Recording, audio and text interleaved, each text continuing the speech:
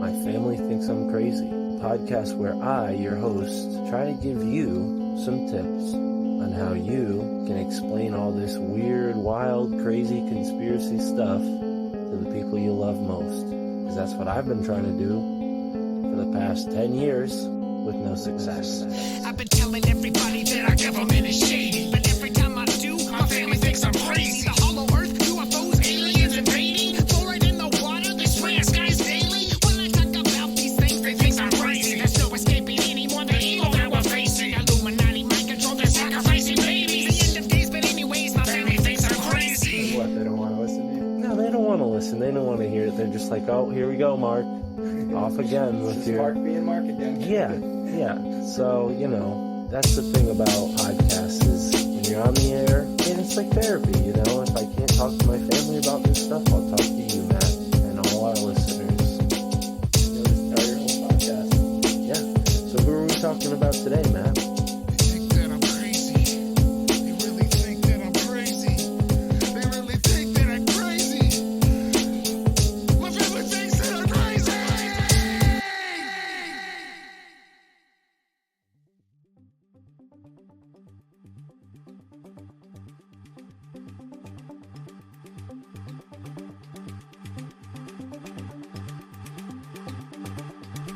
We're at the end of a big cycle right now on the cosmic level that is of proportions we have never seen as humans. The human residence is through the roof. People don't talk about our space weather, which is more important, in my opinion, than regular weather right now, especially this time of year. We're having hits that are pushing 5.5 and constant 4.5. We hit 7, we're all fried. And so I feel between the convergences that we're having, planetary convergence along with the sun, it's been pretty incredible from an astrological standpoint, but just from the regular human being, if you're not feeling this stuff, man, I like it, but damn, it's gotta be. I wake up from a full moon, I feel like I went 4 rounds with Mike Tyson.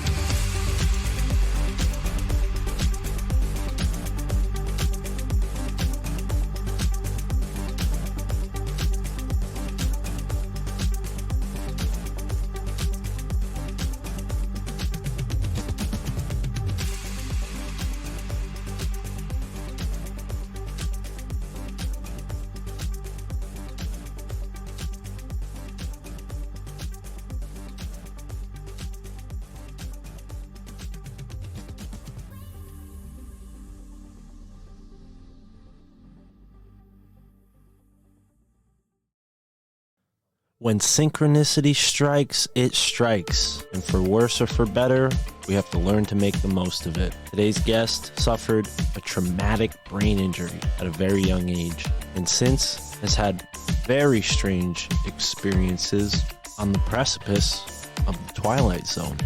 And stay tuned for the end.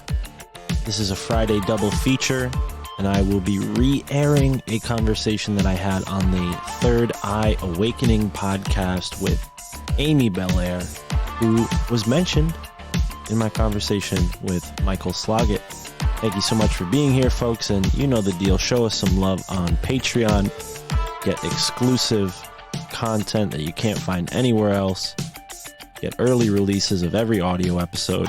And if video is your thing, we got a Rockfin, folks, and I'm doing my best to make sure the video goes equally on Patreon and Rockfin. So whichever flavor you prefer, show us some love and keep this train on the tracks. The other new way you can support the show is with our Teespring. That's right, we have new merch, all sorts of different designs. I'm pumping out designs all day. Most of them are made by me, and a couple of them are made by some really cool artists who are kind enough to share their talents with the show. If you're a talented person, help us out. Hit me up on Instagram at myfamilythinksimcrazy and let me know what you're talented in, what your talents are. And if you think they can apply to the show, you're going to get a shout out, like my friend at Bags Draws, who was kind enough to send over some really cool logos. Another shout out to Brian on the Patreon. Shout out to you, brother. I think it's Rhythmic Dragon is your spirit animal name. He made a really awesome design for the Your Handbook for the Apocalypse podcast, which is on a hiatus. Sign up on the Patreon to get the full story. Mike is okay. The Masons did not murder him. I was there. I protected him.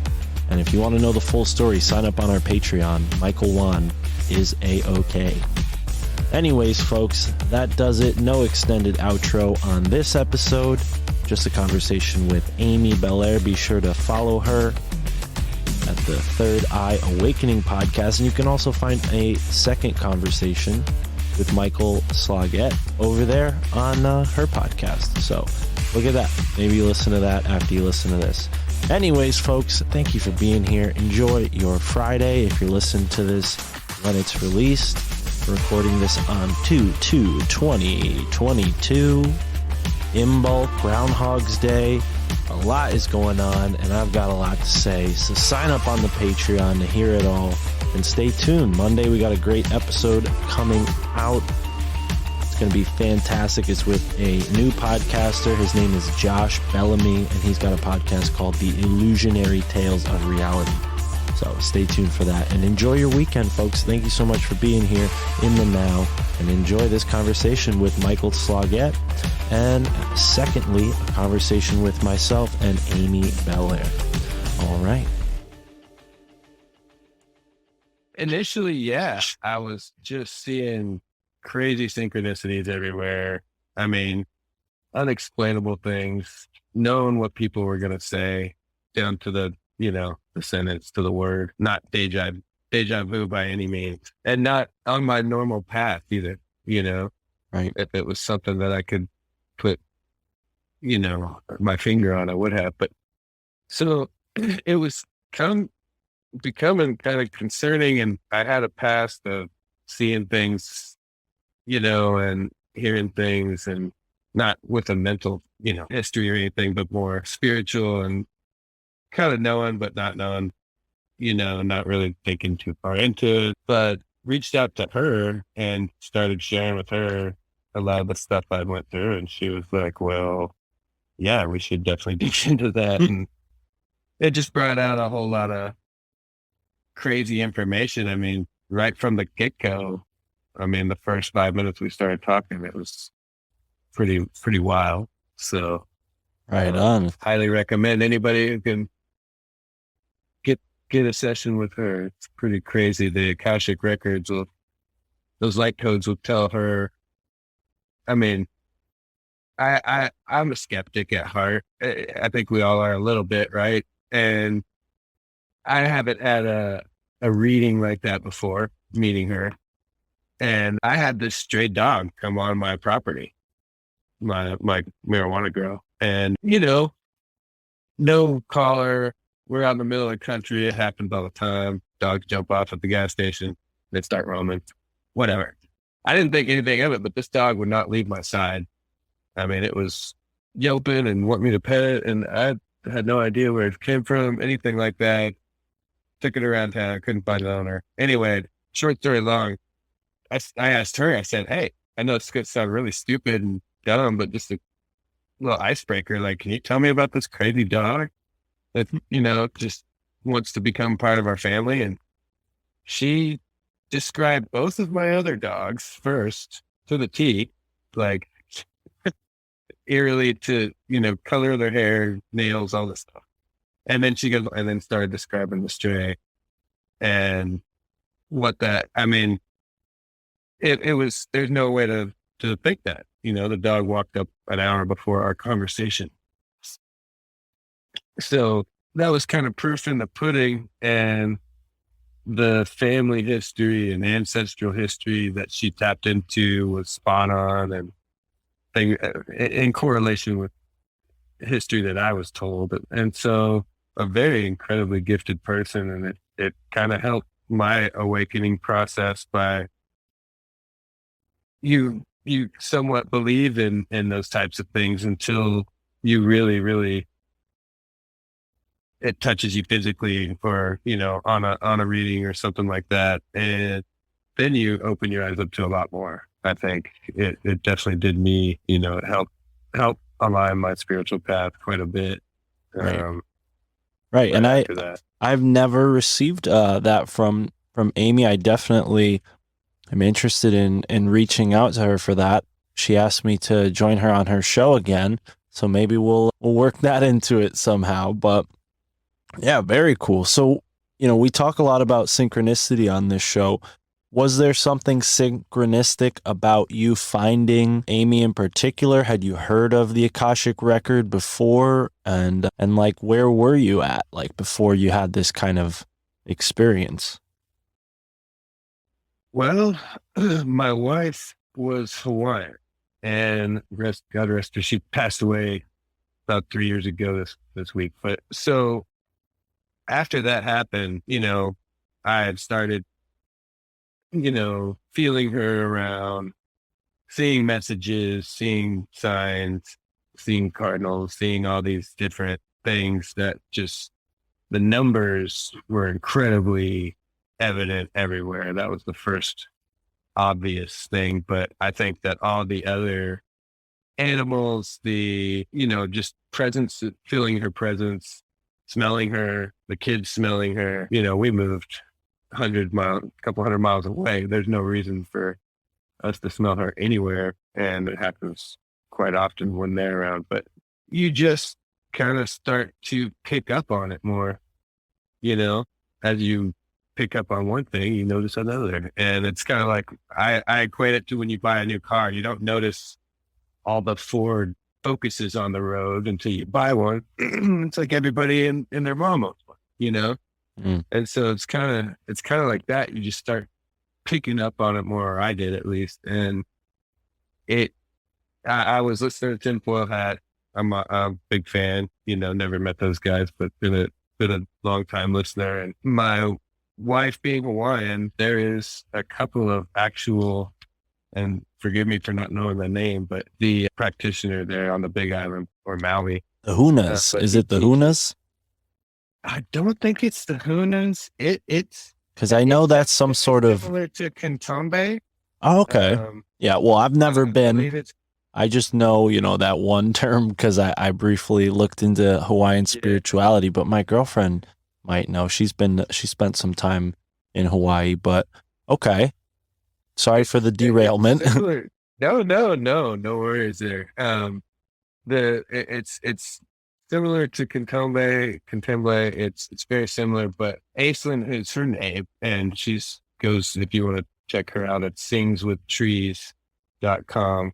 Well, she's out of Oregon, and another incredibly just talented, gifted person. Well, she had done a reading with my daughter because it was a friend of a friend thing. And she said, you just got to talk to this lady. And I didn't do a reading. I got one for my daughter because it was such a highly recommended thing. She had been complaining about our house and the entities she was seeing, and every night, nightmares, awful things, repetitively. So I said, hey, we got to start doing something. I've had the house cleansed by a couple of people with sage and other things, and it didn't seem to work. But after she spoke with Aislinn, things got very calm around the house, around Mila, and Aislinn was clearing things unbeknownst to me. I didn't know what that was at the time.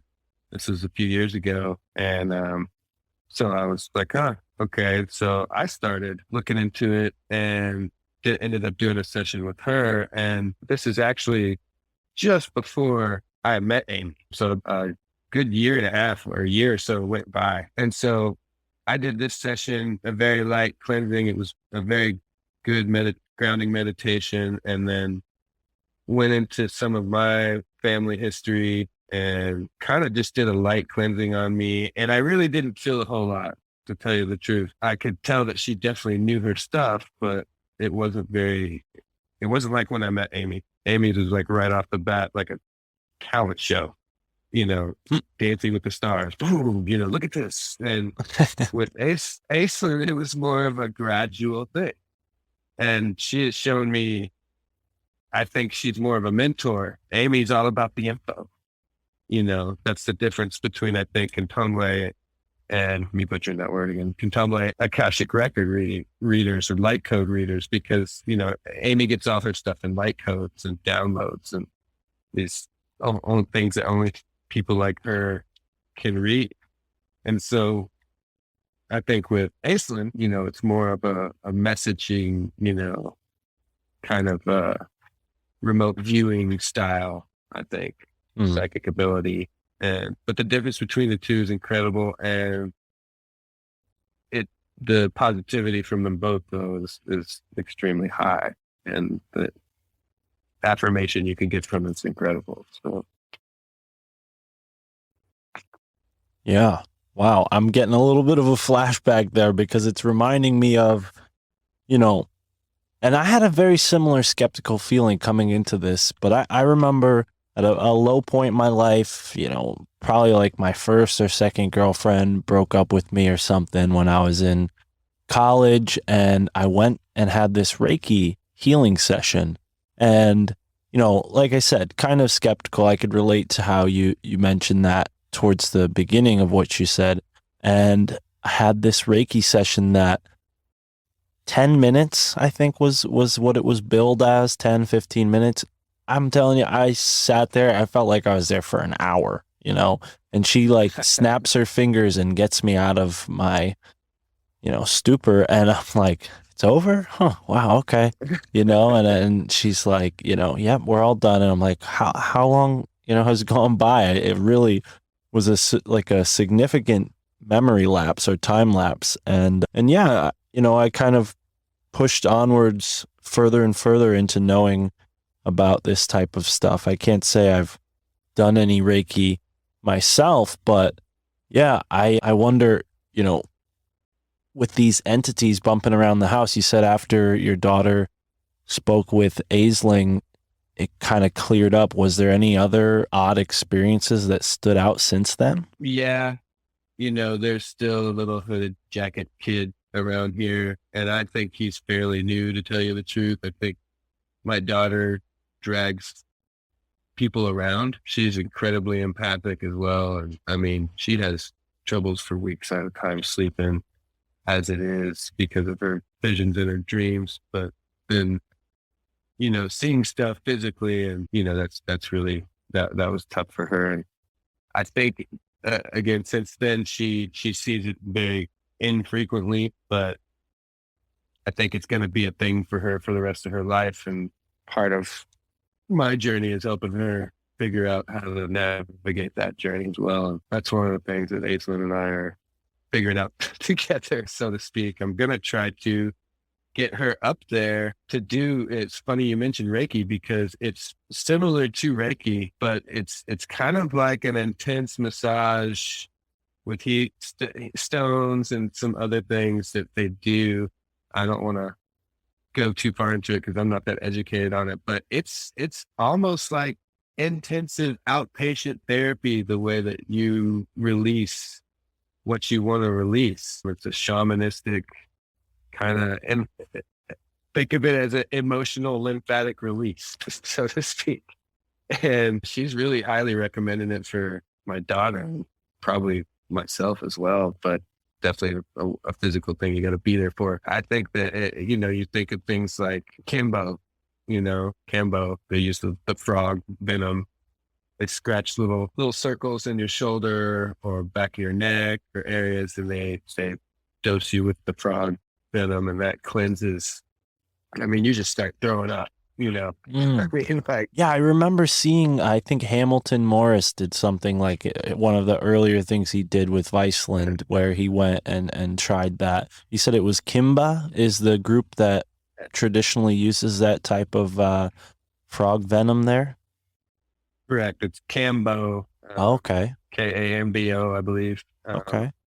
And there's places around, the states that you can see certified practitioners for it. And I mean, there's a place in Dallas, for instance, that one of my friends goes to, and she sees celebrities there on the regular because I guess the detoxification properties of it are just, there's nothing matching it. So Yeah, I find it so interesting. I had Chris Matthews, specifically frogs, and I bring up Chris Matthews because he had, He's great. Yeah. yeah, I'm sure you've heard of him. He was a guest on the show, host of Forbidden Knowledge News and a couple other sort of series that Not they to do. derail you, but tell me he doesn't sound a little bit like Aziz Ansari.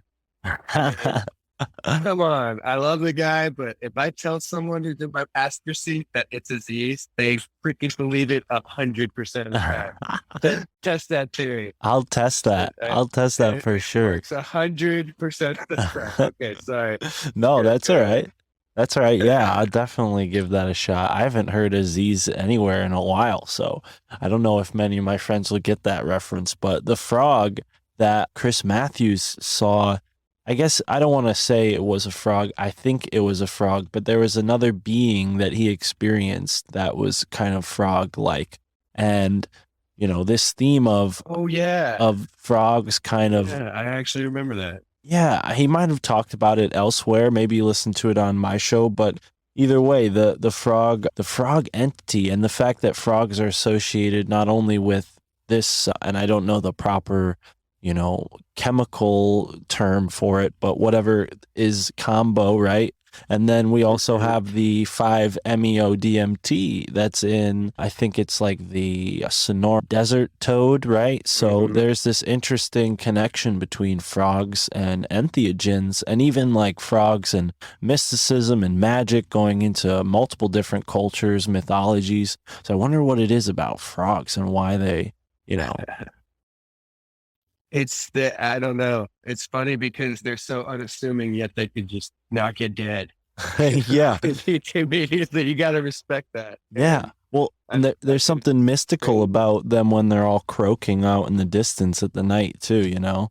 Well, you know, it's funny how the second highest military ranking people, you know, warriors in our American military, for instance, are frogs. You know, it's frogs and seals. So Wow. it's kind of, I mean, I don't know. You got to be amphibious. You're dangerous in water and land. They can you know, they're like chameleons. They're pretty interesting. The more I think about it there. Thanks for that. I'll be pondering frogs all night now. Yeah. Well, you know, it brings up the question again of like all these different entities and strange creatures, some of which maybe have interacted with our military, right? The Greys, the reptilians, and I just got this book in the mail. It's called the Extraterrestrial Species Guide, and it's just a list. That book. You have the drawings are awesome. Oh my gosh. They're pretty freaking spot on though from the other things that I compare them to. My Well, friends. It's great. I love it. Since you've seen it, and I definitely need to take some pictures and put it in our Telegram for people who might not have, but the pictures are great. I say they're hilarious. I don't know if you noticed, but the men all look a certain way. So I don't know. My mom was very into that book. I'll just say that. She's like, got facial hair. yeah, and nipples either. They're all like Ken dolls. I'm like, what the heck is going on with all these aliens? But yeah, it reminded me of the guys, you know, the Hobbit, the elves. Yes, they all had facial hair. They all have that same long white hair. Huh. That's a It's great, like, yeah, what that's a, Tolkien had going on there. well, I mean, that is a really stark comparison now that you point that out.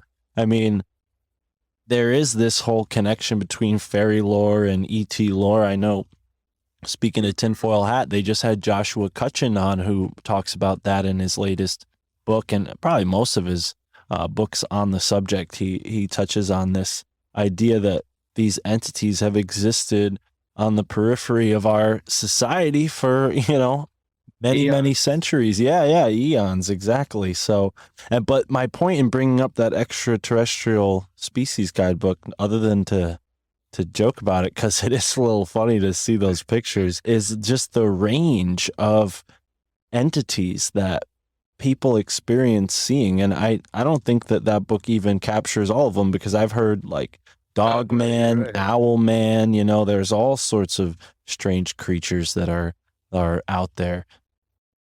Well, I mean, you think about it too, little circle back here, but Hawaii, the Mini Hoonie, those were, you know, the people who built Hawaii. They were the ones, they go to bed at night and they wake up the next morning and a whole dam would be built. They built all of Maui. They built all of these things that you go down there and that's the high school, instead of the Spartan, it's the Minihui, because they're fierce little warriors and crazy. They'll kill you too. And it's one of my favorite books, and I'm not totally finished with it, but it's called The Dancing Wuli Masters, Wuli Masters. Okay. And it's not what you'd think, but it's actually a physics book. And even if you know nothing about physics, as I did a while back, I think that it lays it out in layman's terms very well. And we've found that all the ancient Chinese mysticism, all of the stuff that you'd read in folklore, and I shouldn't say all of it, but a big chunk of it, we're proving correct today with particle physics and different things that are going back to these mystic teachings, and that's what they speak about, the dancing Wuli masters, that these guys can control things using their mind and other elements, energies in their bodies. And we're just now today figuring out the science somewhat, a little bit, let's say, getting our toes wet, with that from a quantum physics standpoint.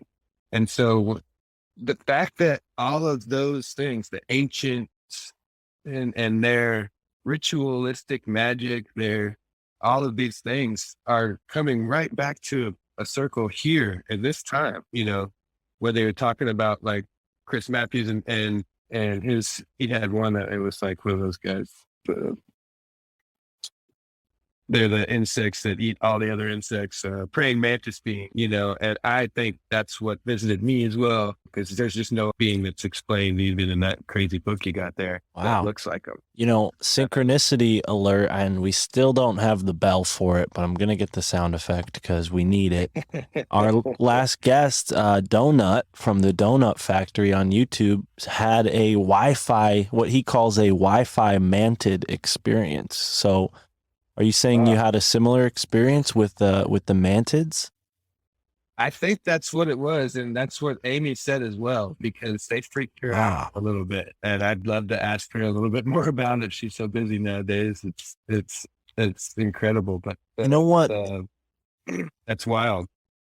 Yeah, I just heard. I think it was Lon Strickler on the Higher Side Chats, an old episode, probably from 5 years ago now, talking about how he's heard a theory that the gray aliens are sort of like a pupa or caterpillar version of the mantids, right? Like they evolve into mantids the same way a caterpillar evolves into a butterfly. Cool. I haven't heard that one before, but I have heard that they are little drones basically controlled by those mantids and other higher beings, but I haven't heard that cocoon theory. I dig that. That's very interesting, because there's so many sizes of those damn grays. Right. There is there is varying depictions, and even going back into history, like we're saying, with certain fairy lore. And I've even seen that lamb drawing that Crowley depicted that kind of looks like a gray. It also kind of looks like a person with leprosy or something. So I don't know, but tell us about your experiences. I was when I was 5, actually, I got hit T-boned by a semi truck, and I kind of explained the story on Amy's podcast. But what had happened is, short story long, I had a gear shift go into my skull, cut off half of my left ear, went into my skull, and my uncle pulled me off of that gear shift and carried me to the ambulance with hit my ear in his mouth.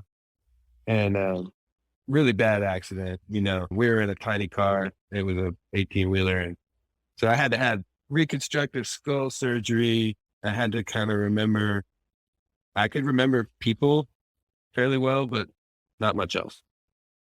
And I still have no memory, obviously, before that, but I had to remember how to walk. Motor skills were pretty awful, but I think what happened there was my harmonics personally were adjusted. I think when you look at everybody's skulls, we have these sutures going, there's scientific terms for them, but basically cracks little in your skull. That's what your skull grows together as you age. You know, when you come out as a baby, it's not even. So you have a soft spot, and your skull's just growing together. Right. So I think it's because my skull came apart and they put it back together. I don't think I had the same, and never have had the same resonance, so to speak, as everybody else. My precog abilities are pretty darn sharp nowadays. And I realized that I've been using it my whole life. You know, Amy was pointing things out even. So I think that physical impairity created a gift, if you will, that I'm still to this day barely learning how to utilize and know how to use it all. But the recognition of it being there has been part of my awakening in itself. And that led me to, you know, when you're talking about that, that was my first experience. I was about 7, I think, and I was in our first house in Texas. And my mom and dad were on their bed in the master bedroom. I was like playing with toys and doing something, and came in there. And then I was looking at both of them hanging out, you know, paying bills or something on their bed, you know, at the time.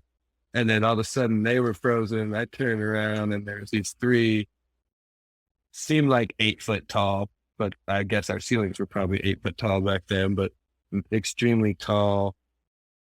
You know, from what Amy and both me describe, it's not your typical reptilian by any means. It has more of a upside down triangle shaped somewhat face, but kind of flattened at the same time. If you took that shape and kind of flattened it, from the tip to the top, and very strange, long, you know, circular or spherical eyes, but not going up and down like a gray, going, you know, horizontally, side to side, more or less. And so I've never seen anything on TV or the movies or anything like that comes close to describing it or showing it visually that I've ever seen.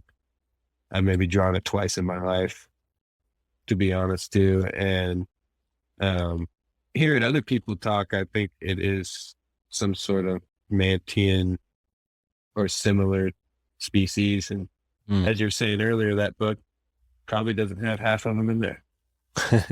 Well, yeah. I mean, And the ones that I hear about today, at least. well, and we think about, you know, how vast space is and all this stuff they tell us about space. I don't disbelieve space. I definitely distrust NASA. But if you consider the possible multi-dimensional reality of these beings, it's really like an infinite variety of possibilities that could occur. But wow, man, I mean, yeah, I'm really, you know, at a loss for words, because you know, I want to say I'm glad you're still here, you know, because what you went through is like huge, and probably, you know, obviously in this kind of X-Men savant way gave you these precognitive abilities. And it's, you know, it's something that's, you know, really hard to come to grips with, I'm sure. Obviously you're much older than you were when that happened, but yeah, man, I always really gravitated towards the whole X-Men superheroes more than any other. And it's because of that. I feel like there is something really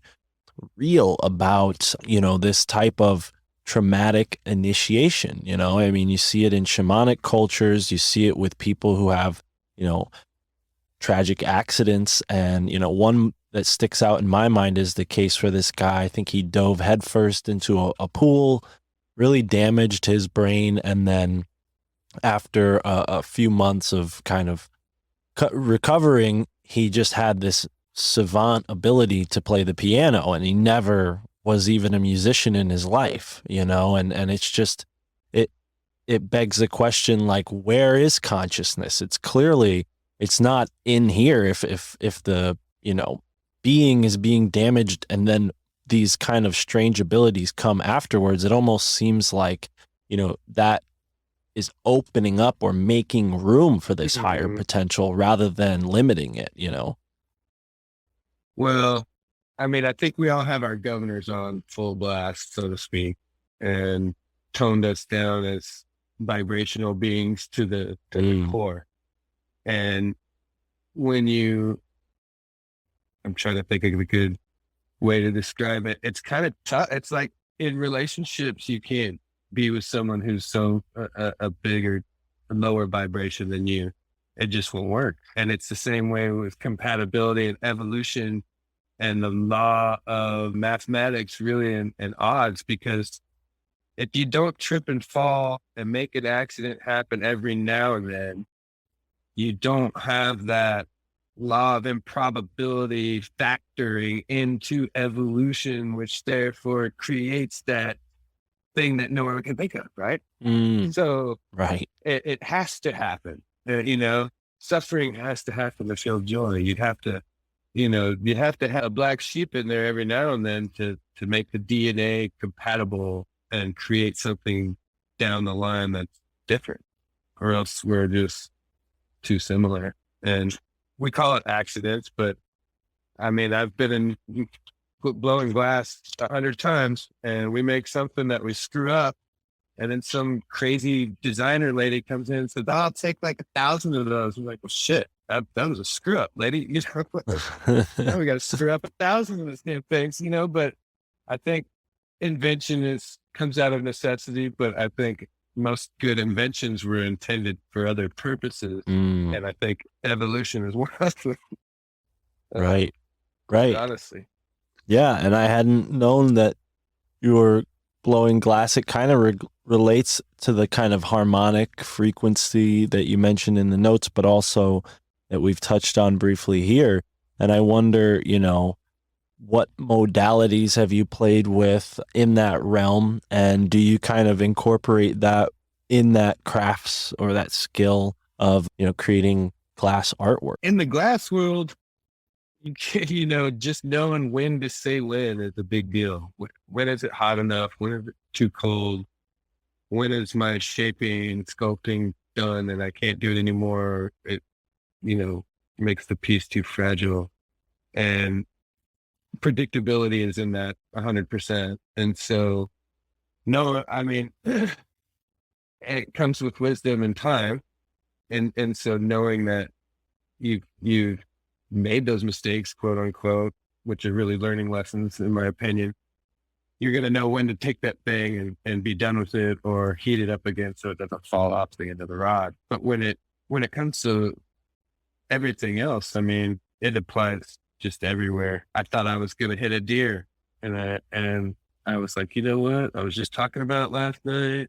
It keeps coming up in my head. Until the kids, I got 2 kids. I was like, you know what, guys, let's get up early and go get donuts. And I just wanted to break out of the routine, and boom, sure enough, I nailed that deer on the way to get donuts. Oh. And is it precog? I don't know. And that particular one was stupidity for leaving earlier rather than later, in my opinion. But being able to predict what people say down to the sentence, though, these days, or the word, when I'm at random place in different city, is freaking me out a little bit. I can imagine. And that precog with the donuts, I mean, you can't blame yourself, but at the same time, it does make you wonder, like, oh, geez, like what was it about those donuts? Like, is that, what is the significance there? Well, maybe you should have ate that venison that fell in your lap on the way to get donuts.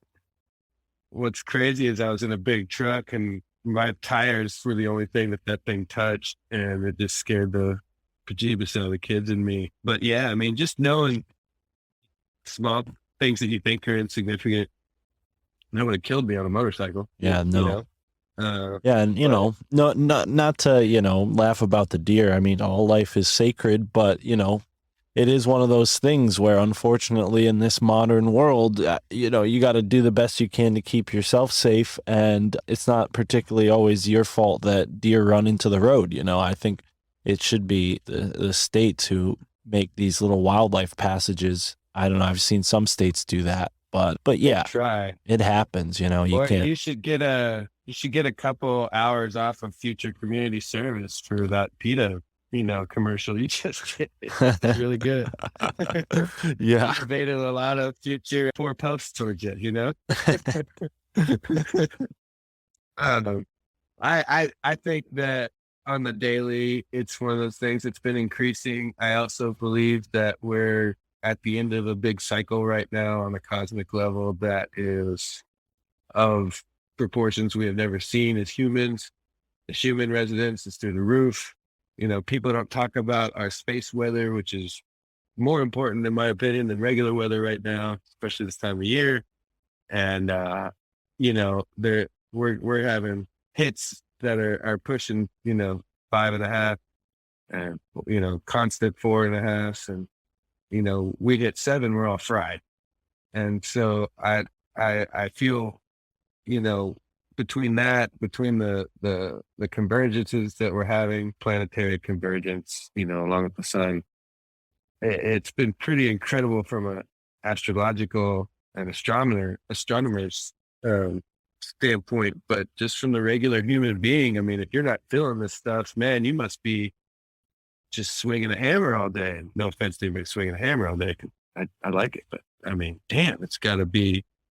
I mean, I wake up from a full moon, I feel like I went 4 rounds with Mike Tyson, you know, and I think that's what Amy and some of these other people try to describe to new empaths or people who are waking up, because you don't realize how physically going into a restaurant where there's just a bunch of negative people, or, meeting someone who's supposedly this really cool new person, and you can really tell that they're just a pile of dirt, it's kind of tough, I think, in those aspects. And thankfully people like Amy and Aislinn have really helped me out, and others too. Lots of others. I feel it, man. Maybe I should mention that to Amy when I talk to her, because yeah, that's a big reason why I enjoy what I'm doing now, staying home, working from my computer.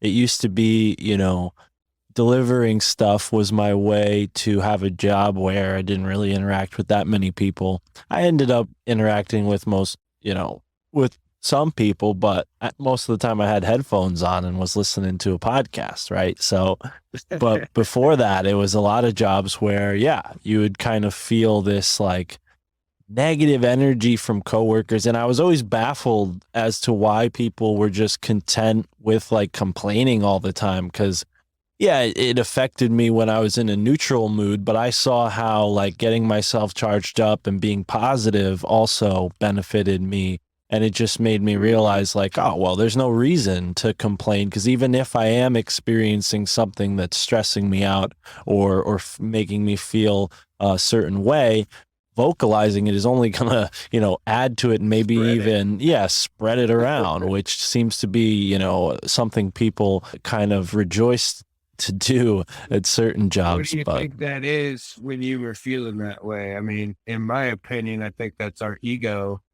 When you see someone complaining, and they're complaining because their ego's too big to just ask for help, in my opinion. And when you learn to ask yourself and others for that assistance, you don't hear that complaining anymore.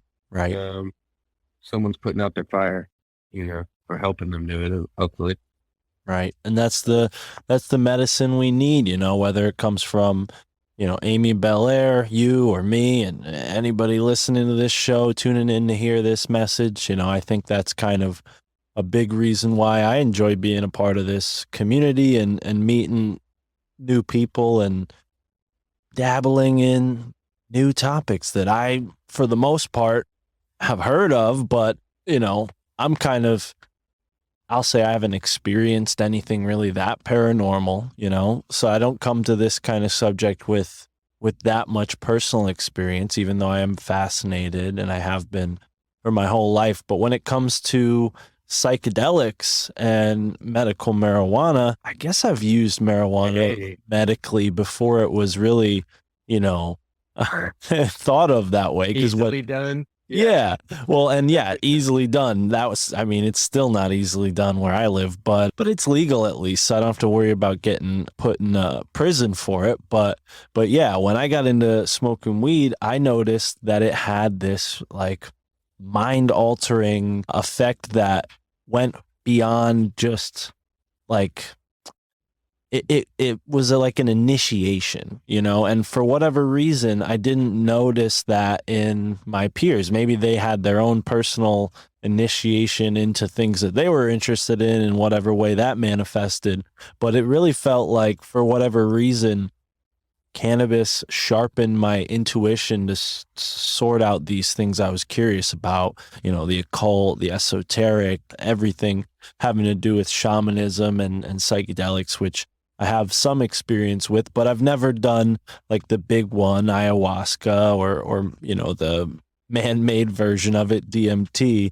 But yeah, with my psychedelic experiences, I've sort of amped up synchronicity, but I've never really like broken through to another realm. So I still kind of come to it from that skeptical perspective. But I'm wondering if you yourself, had this initiation process through this. I'll relate it to shamanism because there's a certain amount of rite of passage and trauma to what you experience. But, cannabis, how early did you find that as a tool or a medicine? It's funny that you said that too, because I think cannabis obviously was the first thing that I tried. And when you said that, my friend, I'm not sure if my friends had that great initiation. I think mine was literally an initiation in the back of the car. And my buddy, he goes, man, you know what? You need to try this. And I said, why? He goes, because I think you'd be a lot cooler if you just got high. I swear to God, it was like, That's pretty much how it happened for me. And so I get baked, right?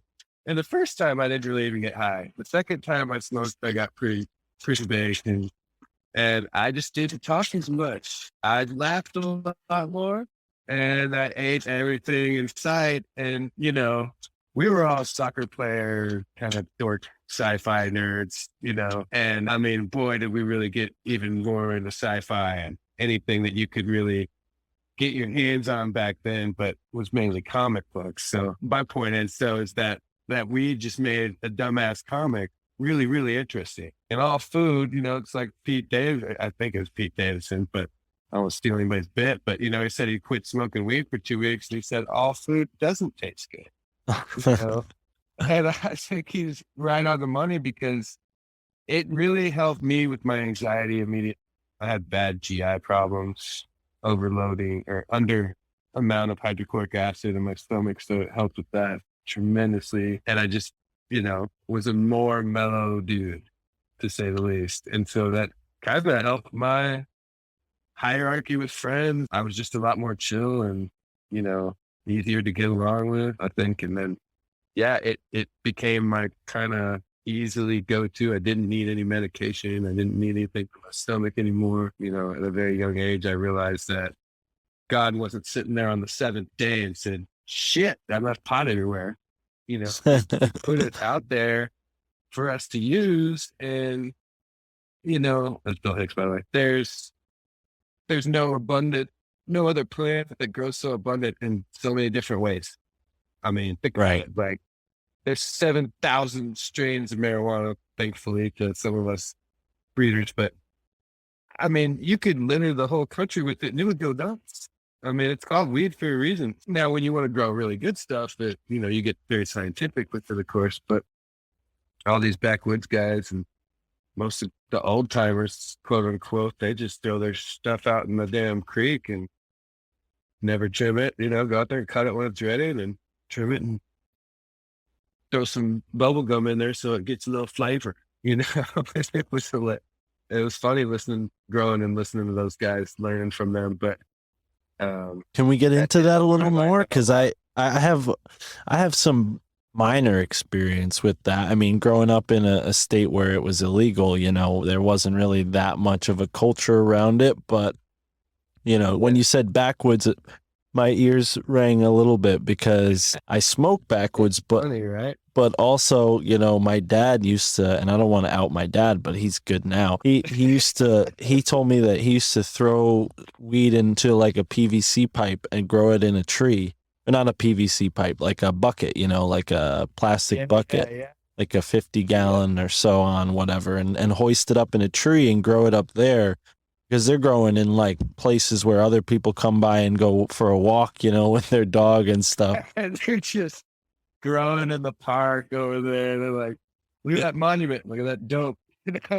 Yeah, just hoisted up in an oak tree somewhere, catching the sun. But I fucking love it, man. I've heard of a lot of shit, and I've built some gorilla grows, so to speak. But that's great. I've been to some places in Cali and Oregon where, like, you go out there and all of a sudden you see all these barrels. And you're like, what the shit is with all these barrels? And some dude went out there and just filled them up with plants and an old window from whatever trailer they used on top of each of them. So they made a little mini greenhouses with these plastic barrels. And I mean, there's 150 of them out there. Huge plants poking out of the glass. And I've seen Asian different grows in different parts of the world where they, they'll just use a bag, just a little bag of soil that you would buy, say 2 pounds, 3 pounds, whatever. And they get 500 of those and they line them up. They in one big room, and they'll put 500 plants in one room, and I'll be damned if they don't still pull off some good harvest growing out of the damn bag. yeah, And they're perforated for that reason. I had no idea until I found that out, so many tricks. And, Ed Rosenthal was the god. I think he wrote the Batometry in 74 or something like that. And I could be wrong. It could be 64. It's a really old book, but it still holds to this day. There's recipes I use in it today from that book. It teaches you to use dish soap as a surfactant. You want to mix an oil and a water product together, drop a Dawn will do it. And then you can spray that on all your plants. So learning all these little tips and tricks that really came from the old timers who were very, very secretive back in the day. I mean, if you were a grower, you could go to jail, federal jail. Growing cultivation was a big deal. I attribute it much to glass making. I mean, when glass blowers started, it was all in Murano, it was all in Italy. And if you left that island with that knowledge, they just killed you out. They didn't even mess with you. They just killed you. And it's the same, I think it was the same thing. They didn't want anybody getting out with weed knowledge. Number one, everything was illegal, so you didn't want any other growers, around you. Bad for business. So getting in, my Batometry book, for God's sakes, was passed down 4 people, and it had great notes in it. Really good cliff notes all over it. Don't do this, do this, blah blah. And I mean, if it wasn't for that book, Because every place is different. I've grown in 5-6 states, and every single one's different. So it's over where you're at. You got a lot of moisture this time of year. You got hot buildings and cold areas, and so the condensation is a real pain in the butt. And getting your humidity is a real pain in the butt up there. I think other than that, though, you guys don't have many bugs. The soil content was pretty nice. Connecticut, last time I heard, very nice fertile area. Not a lot of cattle, so it didn't get sprayed. There's a lot of factors you think about, and it's actually a good place. It'd be a good, decent place to run year-round crops up there. But go legislative, right? Gotta get these feds to stop being dicks and let me use a bank, for God's sake.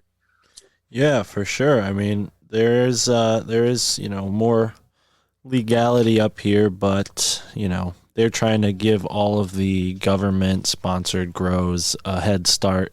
They've made it, I think, illegal until like 2024 or 5 in my state to grow recreationally in your own home, even though it is recreationally legal now. They're giving the leg up for the corporations to get started. That's basically. Wow, yeah, they're gonna really be able to monopolize on the market there. They're doing the same thing in Texas. They tried doing that in Las Vegas and Nevada, and it didn't work. It just blew. It was a cascade they couldn't control, so they had to just let it go. Already too well established. Oh man, yeah. Freaking Nevada, they had it going long before they mentioned legality. So it was a easy tax fix for them too. Same thing. Texas is going to benefit huge, but they're only letting Philip Morris size people come in. You got to have a 5-year book of business in a similar industry.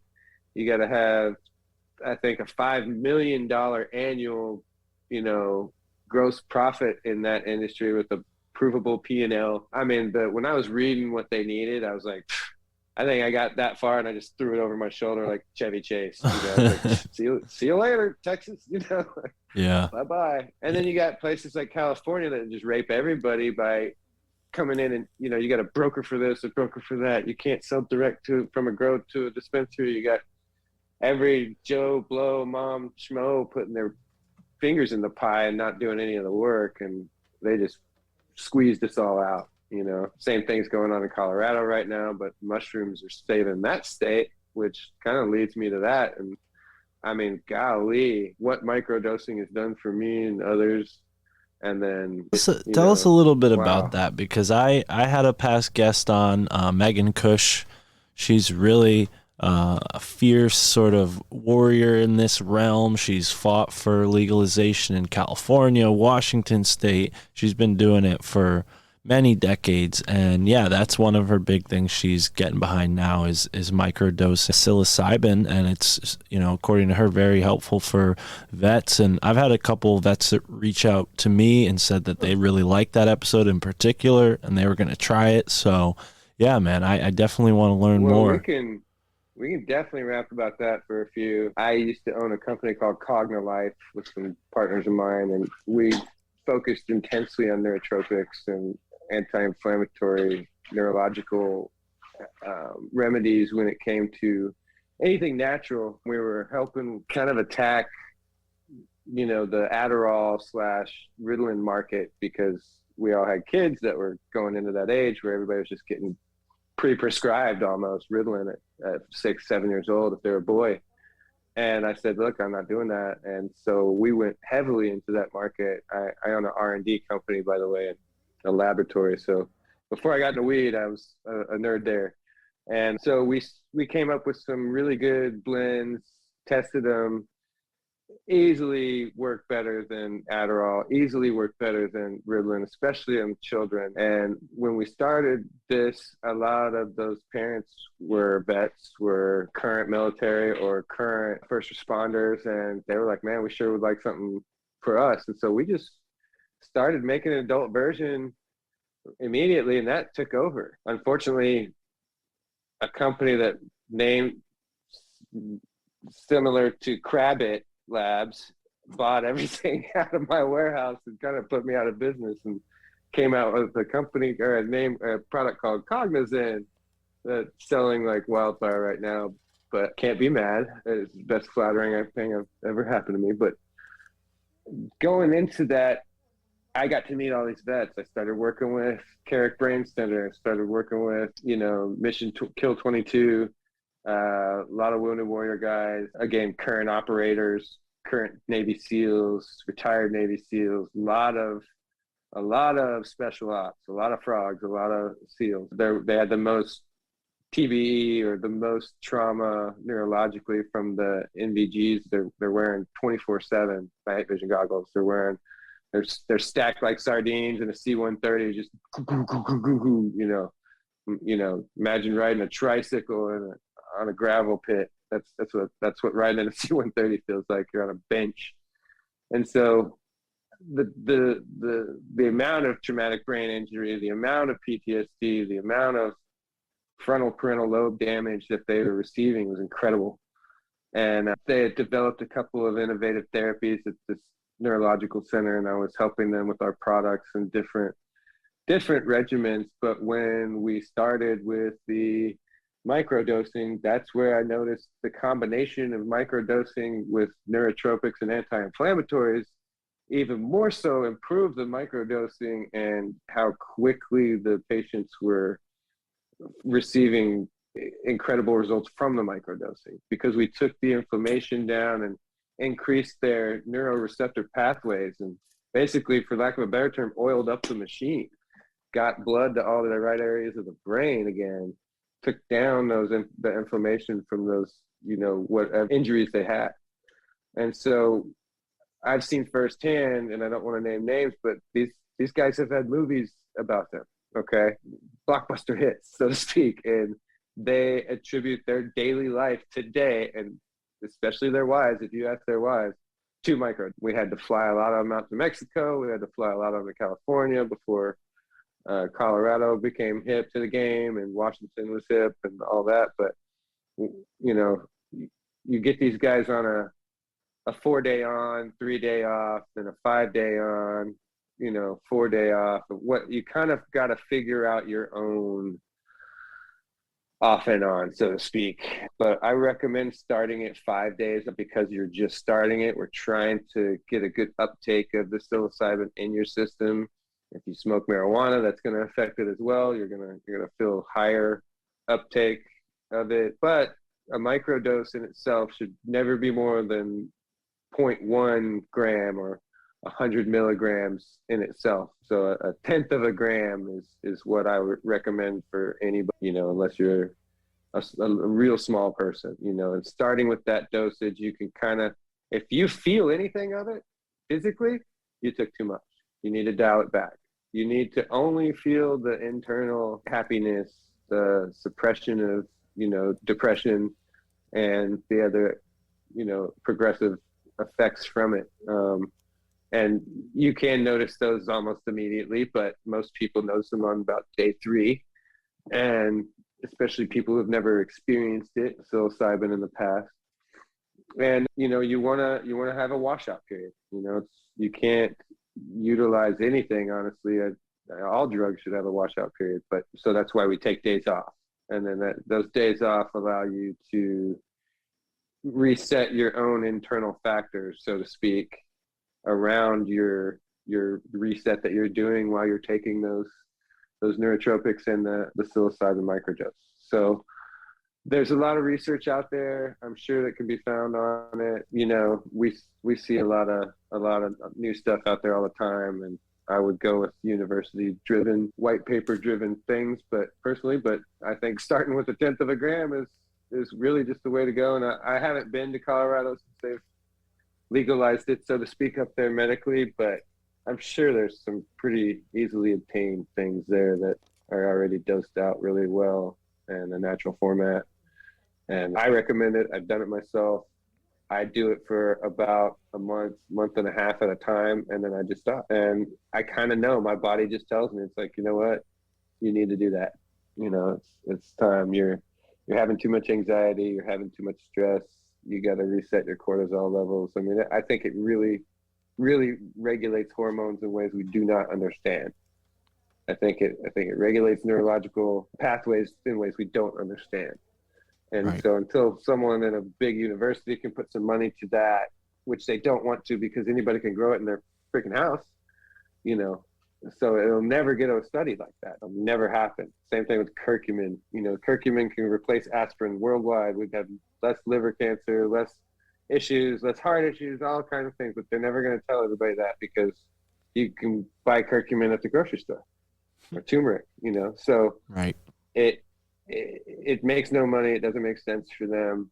And, we're all fighting big pharma here, quote unquote, but that's just it in a nutshell. It's too cheap, and it's not a chronic thing that they can serve you on a platter for millions of dollars through insurance companies to make their profit. So they're going to say it's bad. And people who don't understand it, they just slap it down. So right. We keep pushing, right? We keep pushing along and fighting a good fight. Yeah. It's devastating, that these big blockbuster films can be sponsored by the CIA and all these other 3-letter agencies to portray the military. But when it comes to actually helping these guys out, nobody wants to come and put that kind of money behind something to help out those communities. So I hope that this psilocybin, becomes more widespread as a therapy. I'm sorry to cut you off. It's sickening to me the way that they put these people back into assimilation, into population. It is a decommission that should be restructured immediately. It should be, just completely demolished and redone, especially these higher level spec ops and SEALs and frogs and teams guys. I mean, Jesus, they come out of there so fried. I've never seen anything like it. I mean, and to be just disregarded and put on a VA wait list and have no hope, or little hope of getting any kind of good services from your own freaking government, shitting on you. And we got to really raise awareness for, companies like Kill 22 and those other companies I don't want to mention, but they're great in giving money and assistance to those guys, because we just don't have enough places for them to go, and get this assistance. And that's the saddest thing about, one of the saddest things about America, in my opinion, is how we treat our elderly and our veterans. Right. Well, it reminds me of what I've been reading about in this MK Ultra book. I mean, and that's particularly nefarious when you look at the origins of the use of some of these drugs.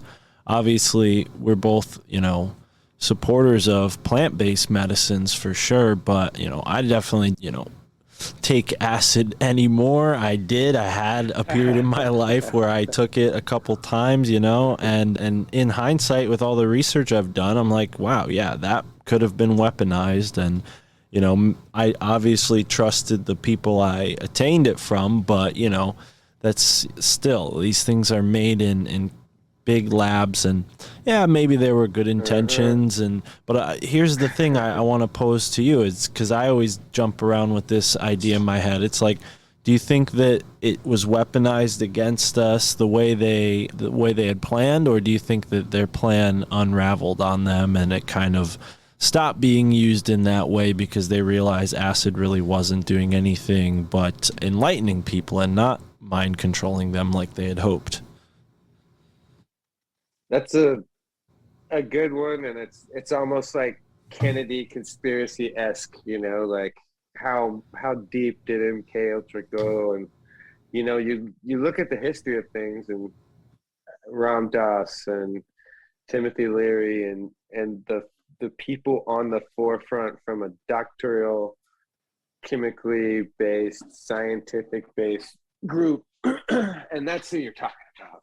And there's other people I'm not mentioning, I'm sure, but whenever you take anything and derive something to create the same end response, okay, whether if it's synthetic or natural, that's all the difference in the world on how your body assimilates it 100%. Because if it's synthetic, you're going to have adverse reactions in the spleen, the liver, the kidneys, and all kinds of other places, because it will not process the same. You may have the same end result or even a better one. For instance, ascorbic acid is vitamin C. You would have to eat 50 oranges to get your daily intake of vitamin C if you did not have ascorbic acid. So from acid standpoint, you had these guys who created something for the government. This was actually done overseas. You go pretty deep. I'm sure you know all about it, but not to go into the history, but that, I think, in itself, it worked long before MK Ultra. It was working on a soldier level long before, we knew about it, because Germans were using it on, suicidal SS missions, all kinds of stuff, not just acid, but speed, of course, too. And so I think it's still used today. Now, you look at the Oklahoma City bombing, you look at Ted Bundy, Charles Manson, who else? What's his name from Waco? Koresh. Every single one of them was in the military. Every single one of them had some sort of correlation or some sort of relation to either that CIA program or a derivative one from that program. Every single one of them. Even Ruby and what's his name in Dallas, the guy who shot Kennedy, he was seen with frickin' Manson. I mean, there is a lot of stuff that they don't put together that it's all military based, and it continues today. It definitely continues today, and it's just higher, better forms. You got to think, by the time you and I were taking it, and I don't know your age, I won't give that up, but I'm 43. I mean, I was taking gel pyramids. It was being processed and produced in forms to attract the youth and in such elegant club drug fashion way. It was great, and I don't know Pyramid how I'm form. alive. That's interesting. I'm sure They were just little gel caps, but they looked like pyramids. They were called black pyramids, but that you would break them into pieces. They were probably 2 millimeters by 2 millimeters, real small, and black that would pyramids. just melt under your tongue. That was before a fast melt, like a strip or something. Right. And so you'd leave it under your tongue, and I mean, it was damn near instant. Wow.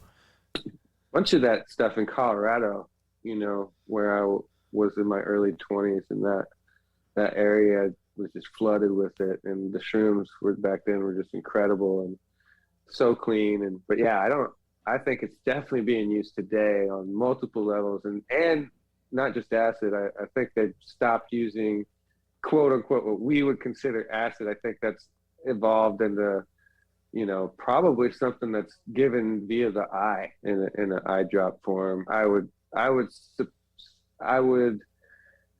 as a chemist want to have it in the most compact and easily given form possible that will go direct in, and that skips every ingestible organ you have to go through. So I bet if we started confiscating Visine more, you'd have a lot more people in trouble.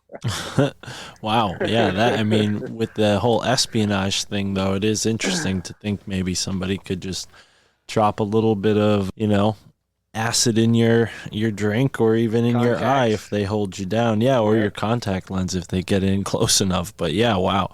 I've been reading a lot of Richard Spence and Walter Bosley's work lately, so I've been kind of getting into that whole world. But yeah, man, fascinating stuff. I definitely, like I said, I kind of shy away from the man-made stuff, but past guests on the show, Gordon White, when I told him about, the DMT that somebody had offered me, he was like, yeah, next time just try it, just give it a whap, give it a shot. He said it was, a sort of like a mystical technology. Paraphrasing, I don't know if he said that exactly, but yeah, it's definitely, a realm that I think borders on conspiracy, but at the same time, I don't know if they can weaponize consciousness in that way. It's kind of like this experience that breaks open the doors of perception.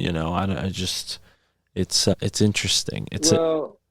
I believe it was on one of your shows I was listening to recently about consciousness. I can't remember, Matt. It was another Matt. You guys were getting pretty deep, to tell you the truth. I was listening to it this morning, I believe, and you were almost getting a therapy session over there. Maybe Tim Grimes? Awesome.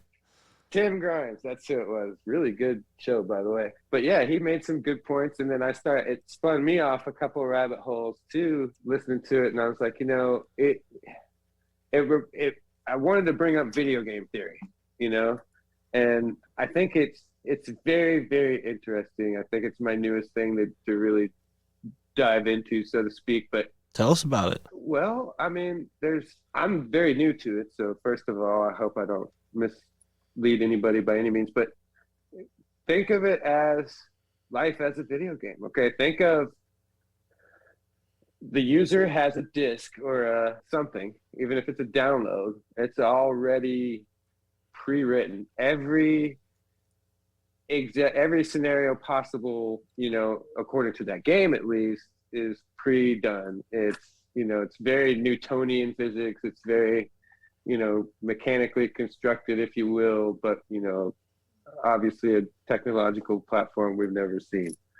Now, that being the case, everything is already written, and it would explain multiple things. We're finding nowadays, there's, when you record something on a very, very high resonance in a vacuum or something like that, we're finding that it's a song. Each tuning fork or element or anything, it's not just a one harmonic, for instance, like one tone.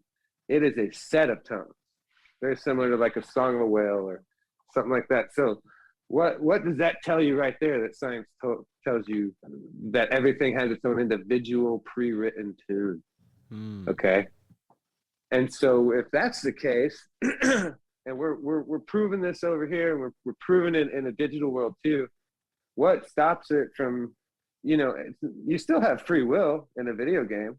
You could still, Grand Theft Auto the car and do all kinds of GTA shit, or, go be a cop in GTA. So I like to use that as an analogy because it's so broad, and that with the metaverse coming out here, it screams to me, this theory has more solid foundation than whatever, most things. It blends with the Matrix simulation theory, obviously, Mr. Smith theory, for instance, Agent Smith, whatever. Just by mentioning a different idea, you can make Agent Smith morph into someone right in front of you anytime you want. And you can test this by going into any bar in the world and taking 4 of your best friends and go ahead and mention 9/11 was an inside job, and watch Agent Smith come out of all, 3 out of 4 of them and defend, you know what I mean? And then you'll have one that Neo, and he's going to sit there and say, okay, I got you. He's taking the red pill, but it's exactly that case. And in the video game theory, I think it's easy to explain reincarnation. It's easy to explain all these things if you're in that quasi-Newtonian physics world that has been pre-written from the dawn of time. And here's the thing, that's the case, right? Every actor has acted in every film since the beginning of film time, right? So we're just recycling these people, It's the same actors that are acting in, 1910 as they were in 2010, just kind of recycle. And you can even look, in physical stuff and kind of see that theory as well. It's kind of strange, but it makes a lot of sense. And I'm very poor at explaining it, but I'd love to hear someone else's theory on it and what they think about it, because it's so new. But you can't deny that we've all, deja vu is a daily thing now, not just for me. I'm talking for everybody. I talk to a lot of people, like, it's almost daily for everybody. And I think that we're recognizing so much poor programming in this video game / Matrix simulation that we're waking up by the dozen. And I also feel like we're, at the end of that cycle. We're here for this purpose. So we picked this game. You know what I mean? We picked this scenario, we picked this end game, we picked all this. This is the grand finale, the final battle, whatever you want to call it. And I'm pretty sure, when you were talking about time and consciousness and where that goes, right? Well, Benjamin Franklin mind fucked everybody on the planet, okay? He mind fucked y'all by going, putting everybody on Gregorian calendars and, telling you that now it's 365 days a year, we got 24 hours a day, and keep our farms up, blah, blah, blah. It's all for farming, okay? Well, in essence, what that did, we lost, I don't know how many thousands of hours and days, millions of hours and thousands of days of time on your calendar. Now, if you take all those days, those hours, those minutes, I'm sure you know this, and you calculate it up, guess what year we're in right now? Tell Just me. Take a wild one, 2012. So we lost all those days, all those hours and time, instead by cutting that time short, cutting the year short, cutting the day short, right? So if we stayed off of that Gregorian calendar and we did not follow Benjamin Franklin's time zone bullshit, we would be in 2012 right now. Right. So kick that one around for a little bit. And I mean, and that's math. Anybody can do that. So where does your consciousness really lie, right? You may think it's 2020, we don't know. We have been instructed that is. So Right. It's up to us to quantify that in our own minds. And you want to just absorb it and sleep, or, take the fucking red pill and have fun. Yeah, and with the new Matrix movie out, which I have not seen, and probably won't see it unless, it becomes freely available somehow. I don't really watch many movies, and as I say that, I have been watching more lately, but I don't know, just something about it. I'm like, yeah, I get it, Matrix, I've heard it a million times, but I definitely have had a similar conversation with my friend Sean Beaupre. Maybe we can link you two together for a deeper conversation into that, because he has a very similar theory about video game simulation stuff. And I've said this many times, I kind of had a gripe with the model, just because I feel like with the pervasiveness of computers and that technology, I just don't think that, talking about that model without giving the clarification that like, oh yeah, but the universe and God isn't a computer. Like, I don't know. It just, to me, when we talk simulation theory, maybe I sound like a huge like nerd or a wet blanket or something, but I try to always bring that up because I feel like, that might be what the, dark forces of evil, so to speak, are trying to get us to think, forget that there is something really human about the creator, or something really heart-centered about the creator. Maybe it's not anthropomorphic, but clearly there is something intelligent that we share with the designer of the universe. I don't have to be Christian to come to that standpoint. I think I came to that through Cannabis, and also kind of marveling at all of these various things that we've talked about today, and I think obviously people can make their own decisions when it comes to that, but yeah, it's pretty clear to me that I'm not in a physical computer. Now, that's not saying that our reality doesn't act like a computer, and I think that's kind of how computers got invented in the first place, because the reality and the way that the physics of our universe works came first, and these computers are like little fractals of that somehow.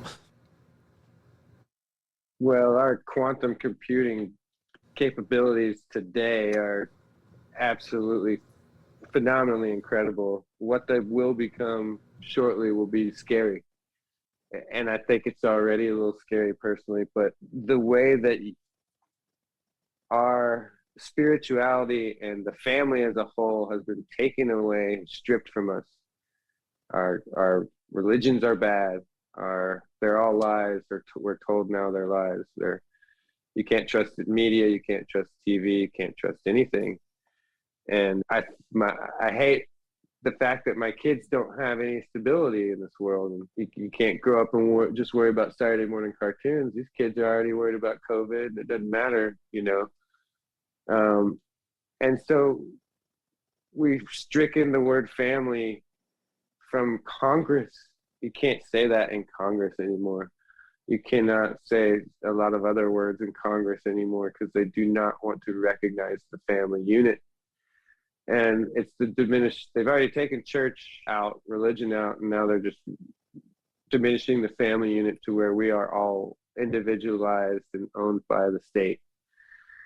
And those of us who recognize the fact that they're doing that is one thing. It's those of us who also act upon it by self-actualization and realizing that, hey, okay, the Bible has how many versions? Maybe I should question that a little bit, seeing that they took out full books and omitted things, changed so many things over the years. You should question certain things. Now, from a philosophical standpoint, we could argue semantics all day on religion, but what it boils down to is certain religions, they all have similar stories, okay? Now, when you put all those things in a nutshell, whether you're, just like we were talking about synthetic versus natural elements, regardless of how you're getting there, you're still getting to God or creator or sender or Allah or whoever. Now, in some cases, it'll wreck you. In some cases, as the radical Islamic or Jew or any of those radical Hindu, people, you're going to come out with some bad apples, and there's going to be radical things done, and you're not going to get to your Radical heavens Christians eventually. even, right? Right? Yeah. More people have been killed in the name of God than any other name. Okay. Don't forget that. You know, there's books of the Bible where God kills 10,000 babies at one time. Books of or verses in the Bible where, you know, God kills single babies all the time. I mean, you know, what what we have to do is actualization and take our own inventory, quote unquote, do the inner work to realize that you are human. You need to feel love. You need to feel all of these emotions, but this fear that we're all feeling, that's coming from the same place. And when we recognize that and address it as fear, and we don't live in that fear, you live in love, because they can't do shit about love. No one can do anything to you when you're in that harmony and you're on that vibration. There's nothing that can touch you. And they figured that out. So they took that out of religion. They took self-actualization out of all religion. They don't want you to know that you simply, as a human, more powerful than anything that's ever been created. Right. And those of us who are waking up are realizing that it's a consciousness. It's an overall awakening of people similar to us that realize that God is in us all, and it's reaching that inner worth and that inner vibration, whatever you want to call it, that awakening moment that you realize that it's all you. You're the one who creates everything in your world, 100%. You start thinking about a Tesla or whatever it is you want. Eventually, you're gonna subconsciously start making decisions and rational moves to get to that goal. And how you want to classify that, I don't know, because it's not free will, even though it is free will. It's subconsciously controlling your own destiny, and right. that is kind of a very broad way that I feel about it. But I do feel that God is in us all. Satan's in us all. That's our shadow. That's all the worst things you've ever done that you're ashamed of. And, you've got to face that as an adult or a human being, period, in order to feel the guilt, the shame, the fear, the neglect, the hatred, the everything, to appreciate the joy and all the love that you need, and that you deserve. And you cannot appreciate that unless you've been through the shit, the hell. And that's where I think we're at right now, is in hell, or very close to it, learning the lesson that we chose to learn, that we jumped into this video game for, and are, exhausting our many extra lives that we've been getting over the last few years. Right. So you mentioned precognition, and as you mentioned, we are in crazy times, possibly even 2012. I was saying that back in 2020, and I don't know, maybe it just gets pushed back every, however many years, really? Or maybe it really is that way, or my math was just off, or whoever had said that, their math off. But either way, I think could be too. Well, either way, we're living in crazy times. So given that you have experienced precognition, have you thought, very much into what we think we might expect from 2022, what you're expecting from 2022? What do you think we can face here in the next year? Well, I don't want them psychic or anything like that. I don't get visions like a lot of people. Mine are very short distance, I'd say, time-wise. But that being said, I just don't feel like anything crazy is imminent right now. I kind of feel things just calming down quite nicely over the next 6 months or so. And I think we're going to see something to do with money, something to do with our own Federal Reserve and a world banking system. I think that's fairly, not just my internal fear, but something that is on the cusp because of the world in itself and what they've set this pandemic, so to speak, up for. So I Right. do feel like we're going to see some economic fuckery, so to speak. You know, I don't think the market's going to crash. I think that some large corporations are going to start banding together. And I think when that happens, just as Amazon and other ones do, you're going to see a lot of other small corporations that just cannot hack it at that point. And it monopolizes, but it also exterminates. And as they do that, you know, we'll just see a little bit more of these Amazonian conglomerates just kicking ass. I mean, I'm curious as to why Bill Gates is buying all this farmland. You know, I really am very, very curious and would love to know if anybody knows anything more about that. And it's not just him, but we've got just big companies buying everything small up land-wise that really didn't matter last year. You know, no one cares about 10 acres.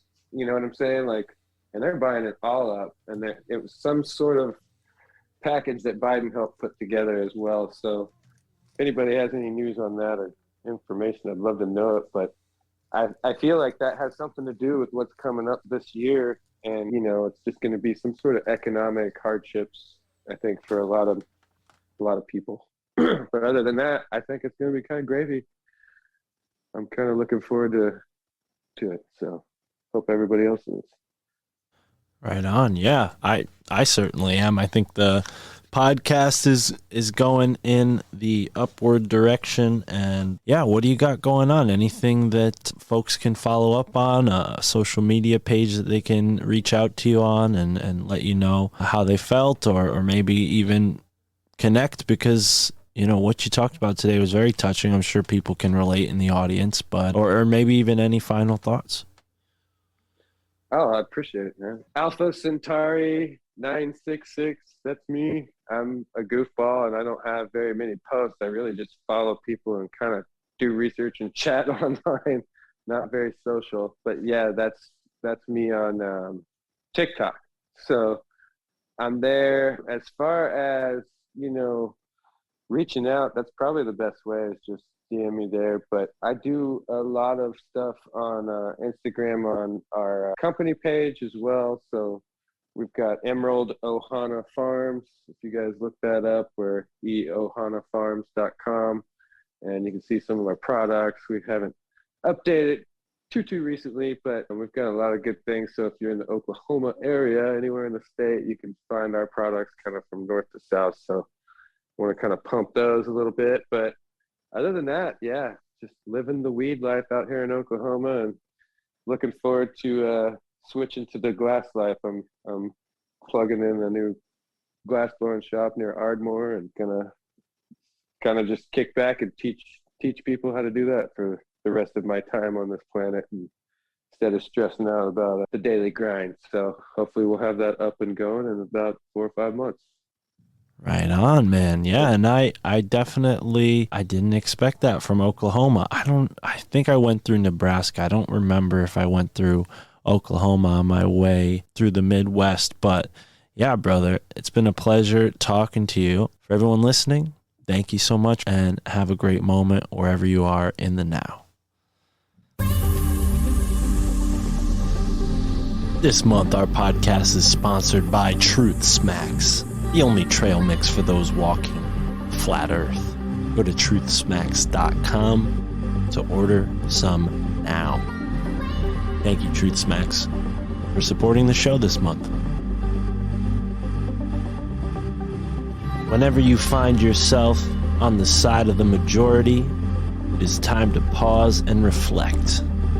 This quote by Mark Twain was brought to you by Truth Smacks, the #1 trail mix for those hiking the flat earth.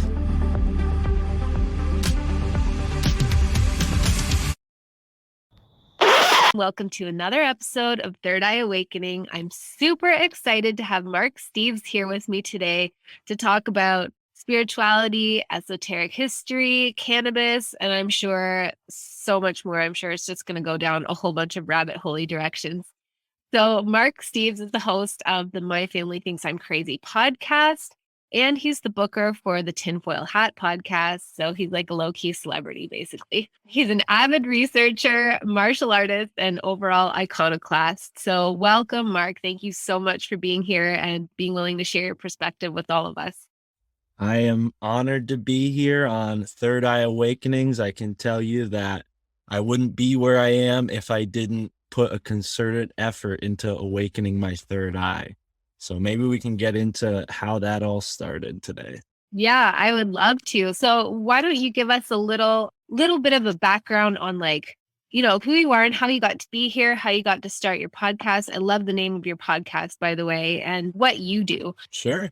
So I am born in Connecticut. I just live my life, as close as I could to nature. I've always been fascinated with nature, even though I'm not particularly like out in the rural area. I'm kind of in the suburbs, but Connecticut's woodsy. So I've always had access to natural wild spaces. And I think that really has set the foundation for who I am, and everything else kind of blossomed from there. Right now, I have the pleasure of working for Sam Tripoli as well as Alex Sakaris. I'm Sam Tripoli from the Tinfoil Hat podcast and Alex Sakaris of the Skeptico podcast.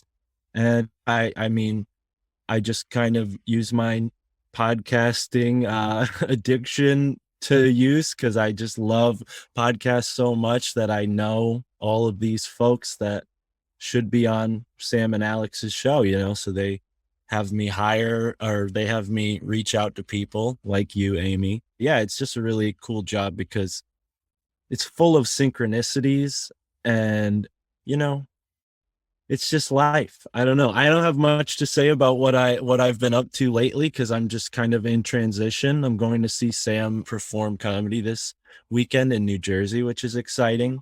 But my podcast really used to be a different podcast. It used to be called The Bud Triangle because my friends and I would sit in a triangle in a room with microphones that we bought. And this was before Zoom, before COVID. So we would just sit in a triangle and smoke. And I would try to tell them about all of my theories. Cause at that time it was hard to get them to listen to the podcasts I was listening to. But they were interested, so we would smoke and talk about this stuff. And as I started podcasting with more people, and then I eventually podcasted with Sam once or twice, I realized I needed to shift the name because I was I was feeling like it was like a stoner podcast, which is not who I am. I love weed, but I don't want to be, pigeonholed like that. So I was spending a lot of time with my family because of COVID, and I did a podcast with Sam on Zero, and we were talking, and he was like, you got to start doing more of your podcasts. I'm like, all right, I will. I took that to heart, and I'm spending some time with my family, and I was so excited because I'm like, oh, Sam just hired me to work as his booker, and they're like, Sam who's that? Like, Right. Like they don't know. Their favorite comedian is like Sebastian Maniscalco because he's Italian. Like that's about it, so they didn't really get it. And this, as far as conspiracy and spirituality and all this alternative history stuff I'm into, like most of my family, like they love me and they know I'm smart, but I can't get into a conversation with them about this stuff, So I share this really great news with them, and I was a little disappointed at their reaction. And I'm driving home that day, and it just dawns on me, like my family thinks I'm crazy. Like those words just came into my mind. And then the thought of like, oh, Sam thinks you should change your podcast name. It just all hit, and there it was. And that's kind of what I'm setting out to do with my podcast, is show people like, hey, my family thinks I'm crazy. And isn't that strange? Because look at all the really profound, amazing stuff we're learning from all these great people I'm getting on the show. That's kind of like, I want to just prove myself through that, I guess. So just. I love that. And I totally relate. Like, I don't know if sometimes I wonder, like, does my family actually think I'm crazy? I think probably, but I'm not really sure. But they definitely would have reacted the same way, like just been like, "Oh, good, that's good. Like this doesn't mean anything to me." And I would have been like so pumped if I'd gotten a job working with Sam. And yeah, I think it's funny the way that we get sort of lumped into like crazy or flaky or hippie or whatever kind of weird category when actually we're like, no, but we're really interacting with life and like deeply trying to understand it. And you guys are just like doing the normal thing, like the They're the crazy narrow one. version of life. Yeah. Yeah. And then I actually used to go by Hippie Mark, not of my own choosing, but people used to call me Hippie Mark because I would, wear these crystal wraps that I made, and I would have long, long hair. And this was when I was like in college, and it kind of dawned on me like, okay, it's great that people respect and identify me with all these interesting things that I'm interested in. But it started to feel really fake because people were identifying me as Hippie Mark, and then they had all these expectations. And it wasn't always a bad thing because some people really enjoyed the idea, like, oh, here's this guy that knows all this stuff, But the idea that you're kind of becoming a stereotype just didn't sit well with me. And it also didn't facilitate meaningful conversations as well as just being Mark, being myself, and letting the universe bring those moments to me synchronistically. Because you almost force it when you wear it on your sleeve like that, And I think the universe is so much more subtle than that. Need to force things, because as soon as I just started looking within and caring about what was going on within, my outside got way better. And I didn't need to wear crystals, and I didn't need to, dress a certain way, because my reality actually changed. And those real people were now vibrating on my wavelength. And that's what I always wanted, really, is just to be on a different wavelength than those folks that were kind of weighing me down. Cause like the idea that my family thinks I'm crazy, it's like, well, yeah, they're the crazy ones, right? But they're not, they're normal people. And I've spent a lot of time analyzing this. And the way I think of it is like, as a human being, we're put under so many different stresses. And we're also put under this, propaganda campaign, right? We know it well because we have an open mind to this stuff. But those who get overwhelmed by the system and spend their life working in a job that takes away some of their freedom to have the critical thinking, right? Because if your mind is spent working on all these things, you might not have the mental capacity to, just fantasize about all this stuff or think about or entertain it. And on top of that, the food that we're all eating is not nourishing our minds. It's not nourishing our souls. So we're all running on empty, doing the best we can.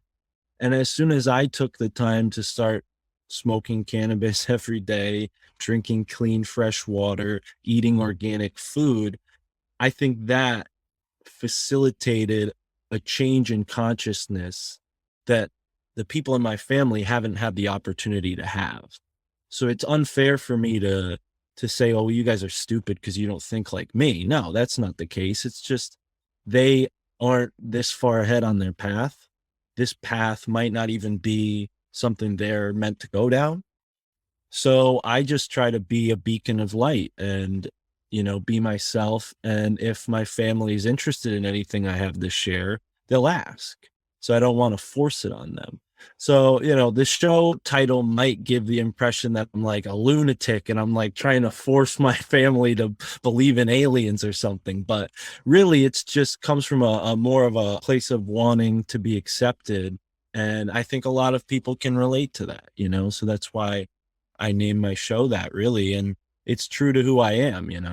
I think, from, like I said, with being so fascinated with nature, I always saw that was more real than the matrix that we're living in. I just had a really fantastic person on my show, Michael Wan.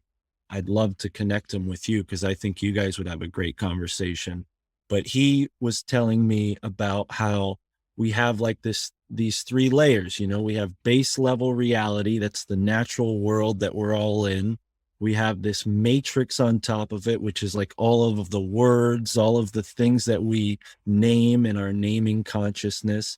And then above that is everything, and the level where the two meet and it all connects and permeates, you know. And I think as a mystic, you not only are rooted in that natural world, but you see straight through the matrix to the all. And that's what gives us this kind of complete feeling, this really great feeling, this oneness that other people who don't experience that, they sense it and they think, oh, well, that they're really interesting. They're really spiritual. They're a hippie, you know, because they can't quite put their finger on it. So they're using their naming consciousness to try to identify why you seem different.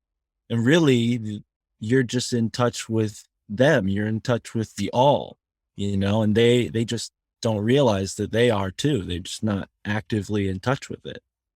Yeah, I love everything that you just said. And I love the way you cocked your head. Well, they're like, there's like, they seem really spiritual. Maybe they're a hippie. Like, totally. That's totally it. Like, it's like just not being able to sense what spiritually connected people are able to sense. And so they kind of get caught in that naming consciousness of trying to understand it.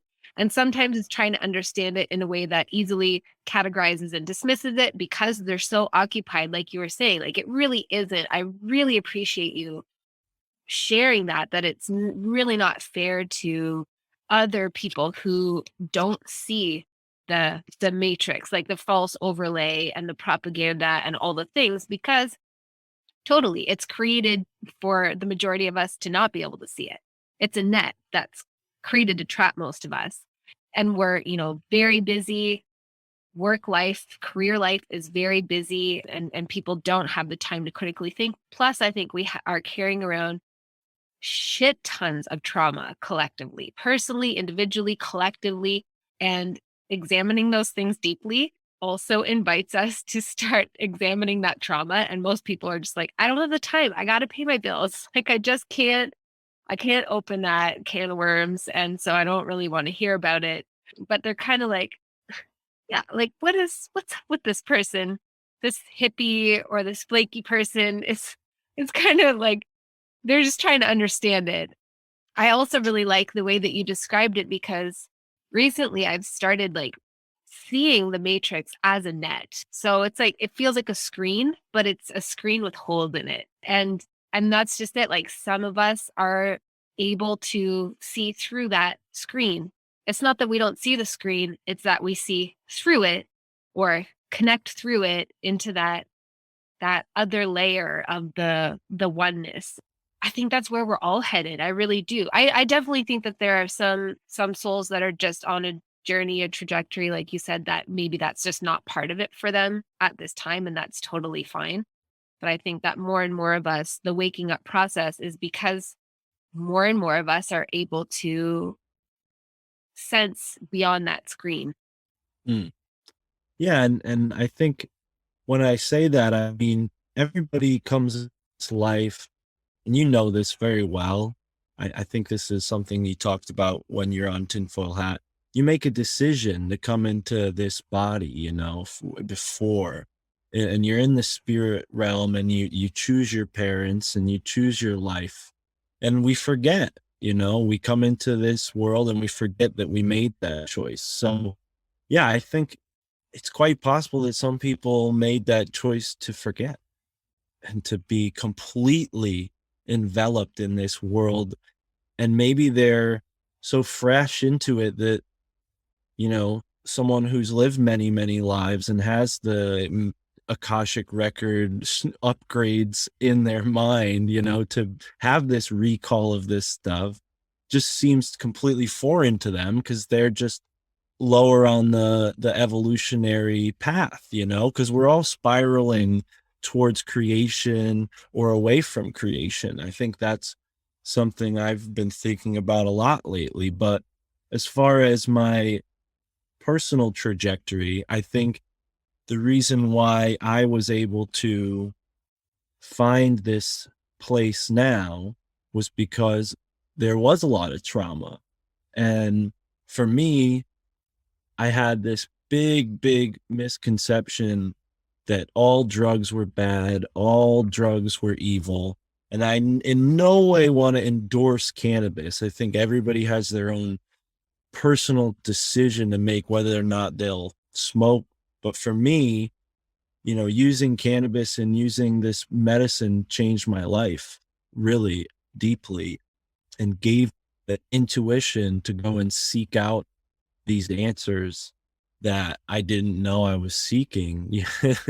They were just there. That feeling was there and I couldn't describe it. And I've always said it kind of wiped the slate clean for me to begin to look at the world and create a new perspective and kind of come out of that shell of all of the 16 years of growing up, all of the like family misconceptions like my family gave me about the world, and like all of the trauma of being where I am, and all of the, just the things that happen when you're growing up. I don't think suffering or trauma is to be avoided. I think it's just a part of being in this third dimensional reality, and accepting that is how you move forward. And I don't think I would have been able to accept it without cannabis helping me in some way.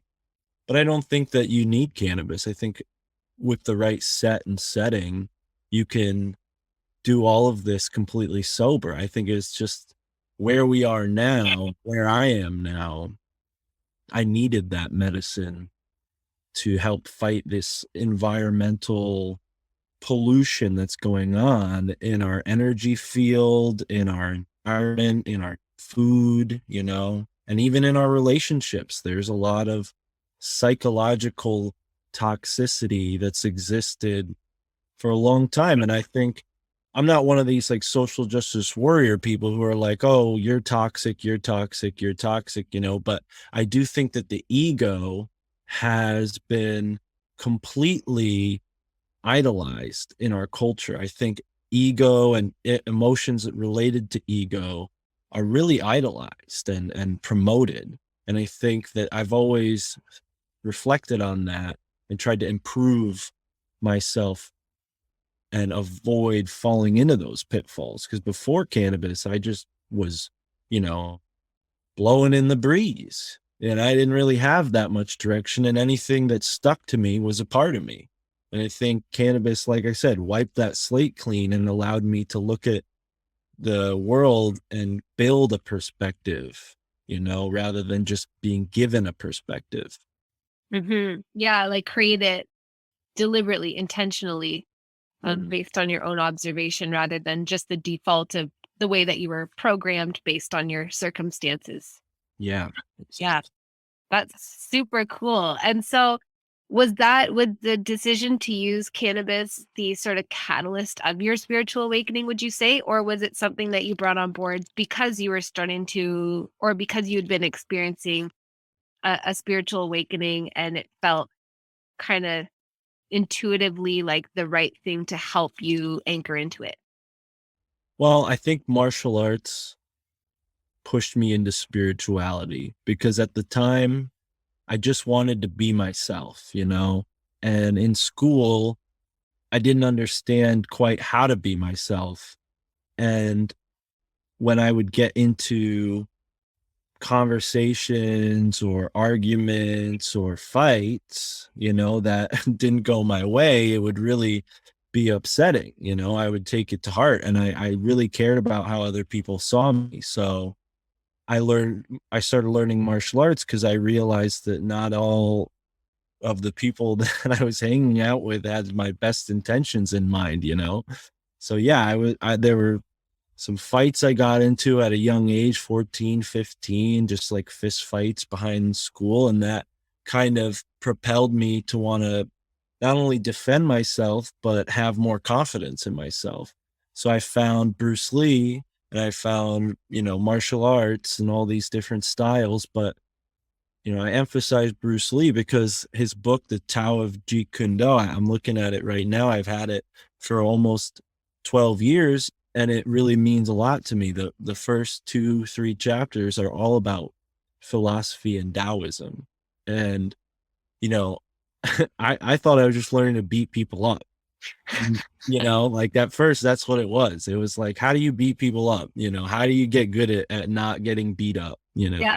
And as I learned more about martial arts, I'm like, oh, wait, the best martial artist in the world, he's saying first you got to work on your mind and your soul, and then your body comes third.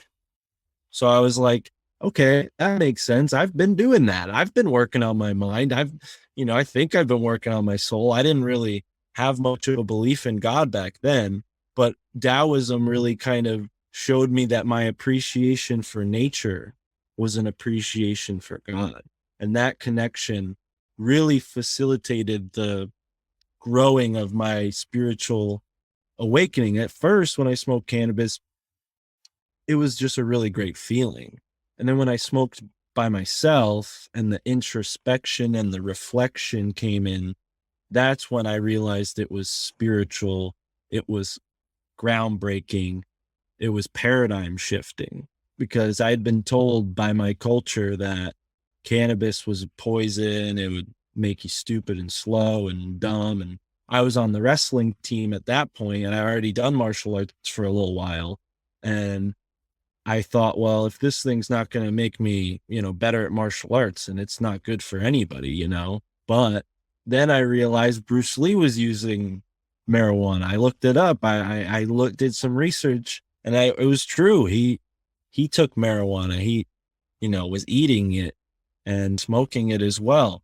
Back before, most people did edibles, right? In the 1940s, I don't know how many people in the 1950s and 60s were doing edibles. But so yeah, Bruce Lee, and then of course Eddie Bravo was another person who was like an amazing jujitsu guy, and his YouTube videos were so popular. And then you see him like on Joe Rogan smoking a bong, and you're like, whoa, this guy like changed the game for Brazilian jiu-jitsu, and he smokes all the time, and it's funny now for Sam, like Eddie Bravo is buddies with Sam. He's been on Tinfoil Hat. So the synchronicities are there for sure. I don't know how much Eddie would like to think that I was inspired by him to smoke weed, but anyways, so yeah, that really just opened my mind to it. Like, oh, okay, these people are using it constructively. It's not a destructive thing. And that made me realize that society is more destructive, right? Because they're lying to me. They're going to war with other countries. And at that point, with like a conservative grandfather and, talking to me about all this stuff going on in the news, I thought the Iraq war was fine. I'm like, oh, whatever, those terrorists were bad guys. So, like that's how naive I was about all these things. So it really opened my eyes to 9/11 because I witnessed it. I only live, 50 miles away from New York City. We all like got kicked out of school that day, and they made us watch it happen on the TV, live. So a lot of events started to come into my mind, like, oh, okay, the wars, the terrorist attacks, the politicians, the pollution, right? You had the BP oil spill, all of these things.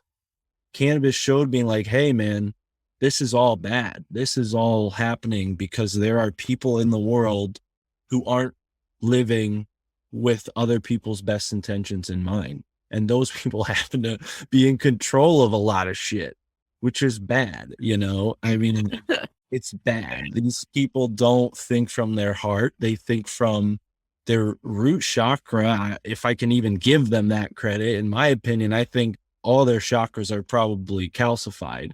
But, these people like at the top, unless they're using dark occult, most of them I would imagine are not spiritually inclined.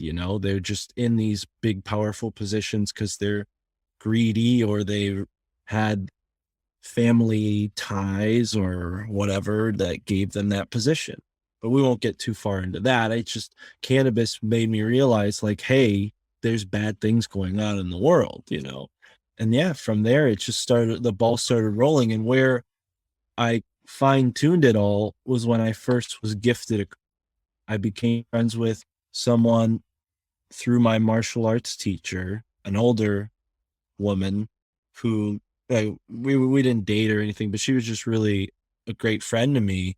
And we connected over these spiritual books, right? One of them was the Carlos Castaneda, Don Juan Yaqui Way, right? So I get this book, I start reading it, and I became friends with her, and she gave me these turquoise obsidian beads, right? They're not turquoise, they're just the color turquoise.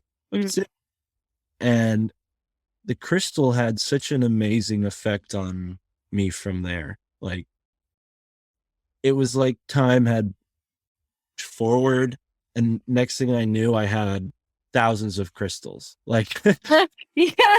you know, I like, can relate. you know, like I had 6 turquoise obsidian bracelet, and the next thing, no, my room's full of crystals. So that was like the hippie mark, new age mark kind of. I started learning about all this stuff with energy, and then the reasons why society isn't so great started to make more sense, right? Because, oh, here are these natural energy sources.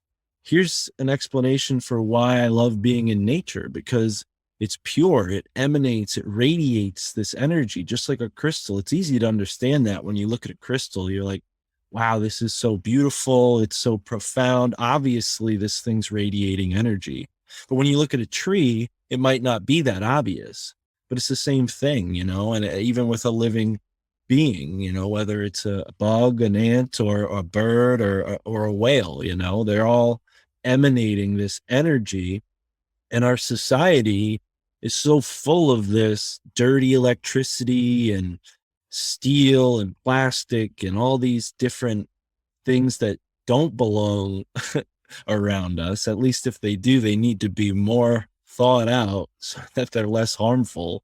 But yeah, it's contributing to the lack of spiritual inspiration, I think, in our culture. And I started to realize that, because here was this little alcove of crystals in this little shop in West Haven, Connecticut. And it's a very popular shop. I'm sure if anyone's listening from Connecticut, they've been there.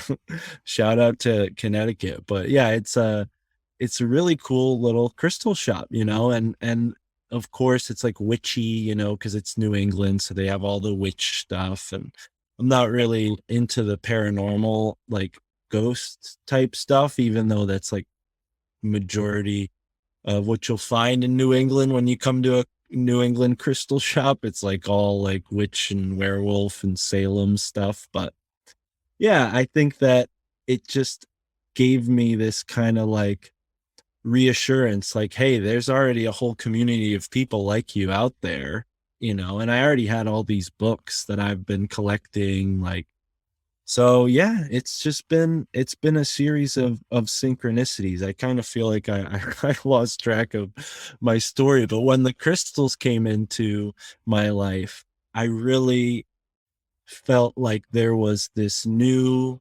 found ability. And here now I'm getting back on track. This newfound ability to channel information. When I say that, I don't want to sound like I'm like, you know, Esther X and like all that. No, I think what it is all of the books that I've collected and read started to really sit in my mind and channel through, like, and my thoughts were so much more informed than ever before. And I really give crystals credit for that, because when people at that age, you know, between the ages of 18 and like 23, when I would talk to people about this stuff, they would really be kind of impressed. Like, oh, wow, you must know all this stuff, you know, like really well. And I would say kind of like, well, you know, I just have faith in my mind's ability to connect to something higher than myself. And I thought of it like my higher self, But as time went on, I started to liken it more to like an Akashic record, you know? And I think that these motifs and ideas and philosophies are all there in the ether. And when you align yourself and start to resonate with the natural human harmony, what it means to be a human being, to love yourself, love the earth, love your community, you know, I think then you can connect to that Akashic record. You know, you can, it's like the universe says, all right, you get it, here, take some take some wisdom, you know. And that's really what happened. And I think sometimes I would find myself sharing advice with somebody, and it just came from a place of like, really, it helped them, but it didn't come from like something I had experienced. It had come from like this other realm where I was saying something that I knew was right. There wasn't any doubt in my mind that what I was telling them was something I believed in, but it just wasn't something I had put together beforehand, you know. Like, it wasn't like I thought about it one night, like, oh, and I'll say this and I'll say this, you know. It just all flows so naturally. And I think in this past 10 years, we're all experiencing this, right? Flow state, consciousness. These are all terms that are way more available than they were when I was in high school. You know, like when I was in high school, the fact that I had like a totem every wrestling match, my coaches thought I was nuts, but it worked because I was a captain of my wrestling team, and it gave me a lot of confidence, you know. And I held that like totem that I got from like some little kitschy shop, and it was just like a jawbone, and it had like a Native American kind of look to it, like some, you know, somebody had made it and they were probably a First Nations person. So that was special to me, you know. And it didn't matter if that jawbone had anything to do with wrestling. It was the fact that like I got strength from it, helped my conscious environment, you know. It aided my conscious environment. So, but I'm going all over the place. I feel like it's your turn to talk. I love listening to all this, and I just feel like so much resonance with everything that you're saying. Like the way that you were describing sort of accessing that flow state and just giving people a piece of advice or guidance or feedback or reflection or whatever that you could tell didn't really come from you, and you could tell that they were, you know, able to receive it, is the way that I describe claircognizance. And I think a lot of people experience that more and more, and we don't necessarily acknowledge it because it's kind of comes really naturally, or it's really easy to dismiss. But I love that you said it's not that you're at home thinking this thought, or, you know, off like it in advance constructing this thought. Because when people ask me like how do I know if it's my imagination versus something I'm receiving, like, you know, psychic information? That's the best way that I can describe it, is like, okay, well, feel yourself think a thought and feel that it requires some effort to assemble it. And it's coming from your own biases. And everything gets filtered through our biases anyway. It's impossible to totally remove them. But whereas when you access that, yeah, that Akashic field or that higher guidance, like something that's flowing through you for the benefit of somebody else, and it's just using you as a medium, it's like you aren't assembling the thought. You're just allowing it to flow through. And you can't, I often feel like, well, I really can't take credit for it because it didn't originate in my brain. I just allowed it to come through, and I'm getting better and better at allowing it in a cleaner way with more confidence in the fact that we're like making it less about me, like being less worried that it's going to be wrong, and just letting it be what it is and be received the way it's received. And Yeah. I think totally we're more and more people are gaining access to this. I think it's just we've reached this like point of momentum where it's really speeding up a lot, and it's almost effortless to tap into these things. All you have to do is have an openness and a curiosity, and then it's just starts coming through. Yeah. And on that point of like knowing if you're wrong, right? So you feel this energy, you feel this method that's blooming, right? Because It's not unique to me. Everybody can experience this, right? Everybody can engage with the Akashic field. So the way I see it is like your brain is this amazing circuit board. And every time, like an organic circuit board, let's be real with it, because I don't want to Yes, find it totally. as a man-made anything, but it's this organic circuit board. And every time you open up one pathway, like a thought about something, that opens up another pathway from source, right? So you're building this network in your mind of all these different pathways that source can channel information through you, you know? So that's why it's important to never stop striving to learn new things, because you're not learning new things, you're remembering things that your mind had forgotten. Because, you know, I don't really subscribe to this theory, like we only use 10% of our brain. I think that's BS. And they're like, how would we even know that? Who said that? Exactly. But if you're going to go with that, let's just say that there was a state of humanity where we were 100%, right? Yeah. And whatever happened, the fall, if you believe in that, now we're where we are now. We're in this state where there's a manipulation of our energy field. There's a manipulation of our cultural matrix. And there's a manipulation of our heart source, right? Because there's always, when empire gets involved, they say, well, we're the middleman between your heart source and God. So like, that's fine and all, but don't talk to God unless it's through us, right? That's pretty much what always happens with empire. So I think once you start to recognize all these things, you build back towards what we used to be, you know, which was this enlightened human race. I think that human beings just need to be in the right environment, you know? We need to create the environment so we can thrive, that we will thrive in. And that's really how we're being stopped, is our environment physically, mentally, and spiritually is being manipulated, you know? Yep. I agree with you completely. It's really interesting. So everybody on the podcast is going to be like, oh, this program that you're doing, because I keep mentioning it, but it's fascinating because it's coming up. So I'm running this program called the Priestess Portal, which is channeling these transmissions about the divine feminine, divine masculine blueprint, but from the perspective of the divine feminine. And it's mind-blowingly beautiful and powerful. It's stuff that my human brain didn't know. So it's all new information for me. And it keeps getting validated in the conversations that I'm having, that like we have this blueprint and it's been corrupted along the way. But by corrupted, I mean it has been exposed to various angles of damage.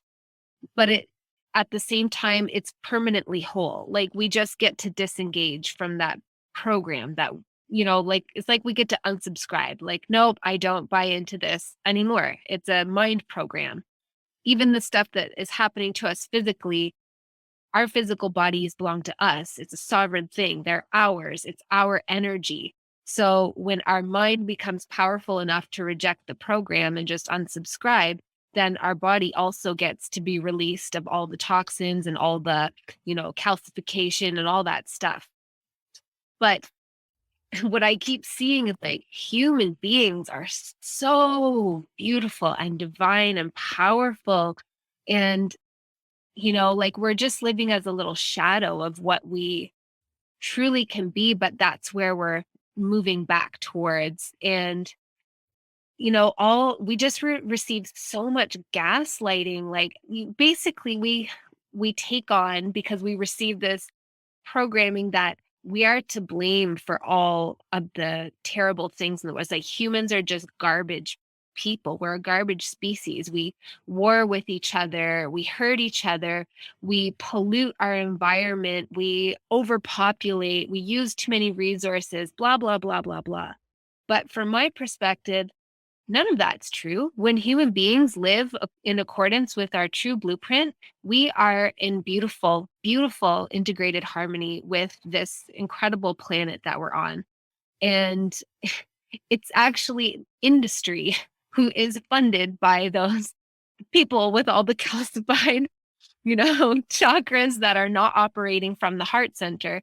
It's industry that creates the plastics and the pollutant chemicals. And like, I don't want to go to the grocery store and buy crackers for my daughter and have like 5 crackers come individually cellophane wrapped. That's not what I desire to do.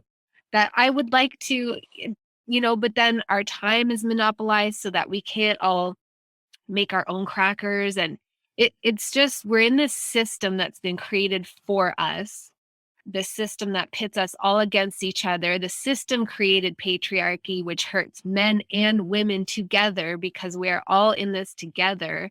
It's not men hurting women. It's like men and women are being hurt and being pitted against each other.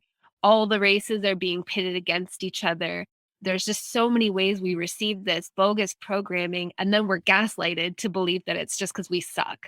And we should be ashamed of ourselves as humans. But the human potential is absolutely like, it blows my mind. And I know I'm only still receiving the tip of the iceberg because my human consciousness, as it is right now, can't fully comprehend how magnificent we are. Yeah.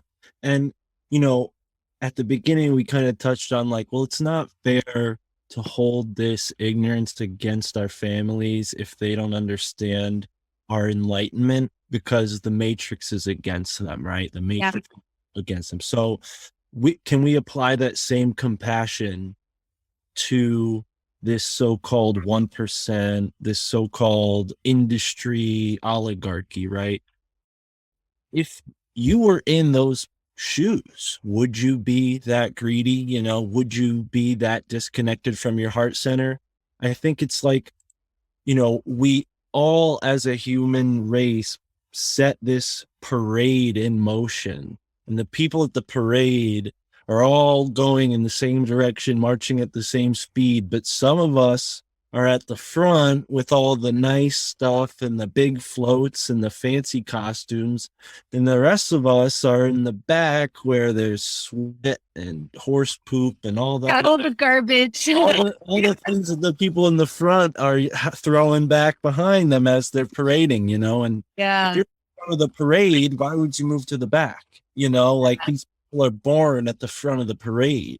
They don't consider what's going on behind them because they're making all of these decisions based on how to keep this parade moving at the speed and the,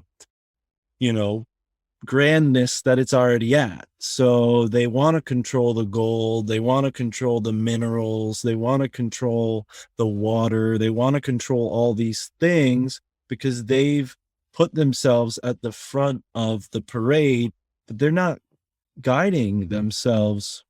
They're not guiding all of us from their heart, So I think it's going to take the whole parade to have to stop.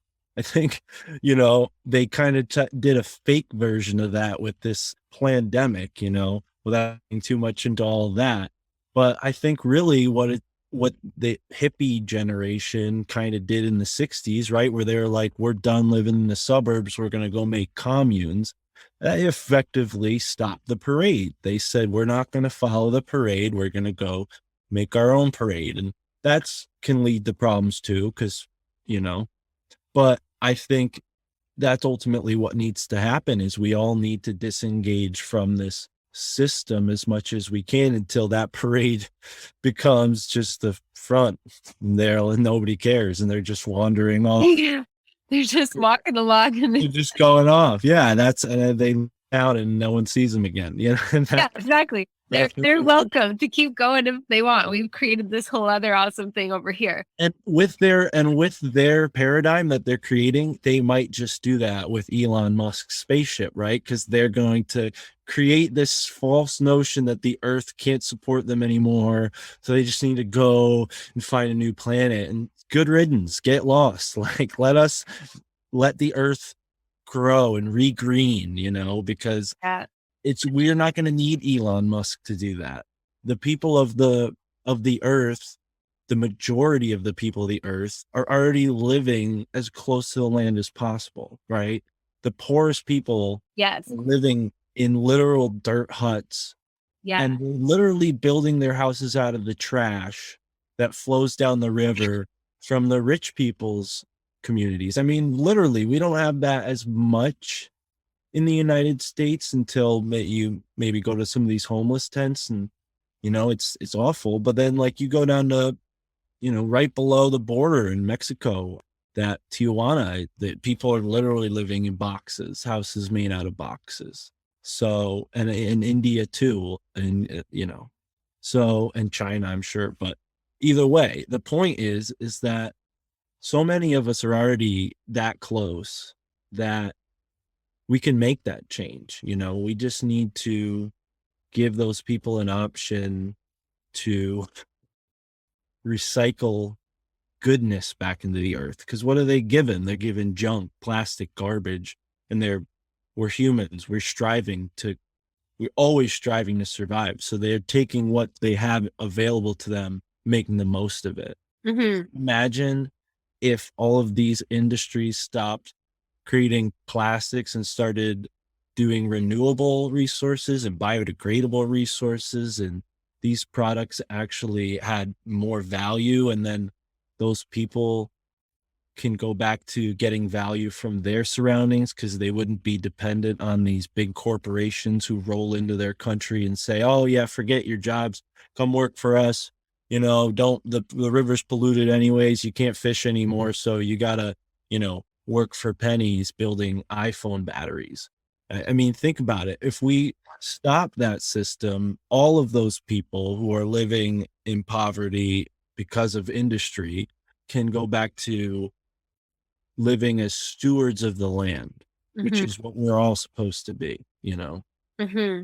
Mm-hmm. Yeah, totally. And I agree that like the ultimate thing, or it feels for me anyways, for me, I always keep having to come back to that way of understanding how those people at the front of the parade are not inferior to me morally, because I think it's such a dangerous ego trap that we get on, that we're kind of seeing run rampant and out of control right now, of the belief that like because of the way that I choose to live or the choices that I make, or because I don't do these things, I'm better than. But that then takes us further away from the unity consciousness that will, I believe, is the direction that we're being called towards, and that will allow all that healing to take place and all of that transformation of our society to take place.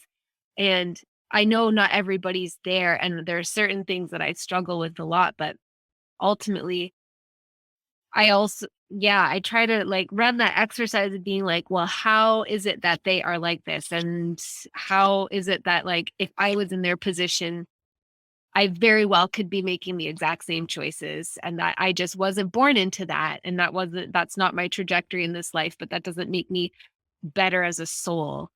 And I don't know. I just offer that out because I think sometimes in the conversations that I hear around it, we can get really stuck on pointing the finger at the evil bad guy. And they definitely are doing really evil things. But as long as we're stuck pointing the finger, then it's just another way that we leak our power and our agency to create transformation from within.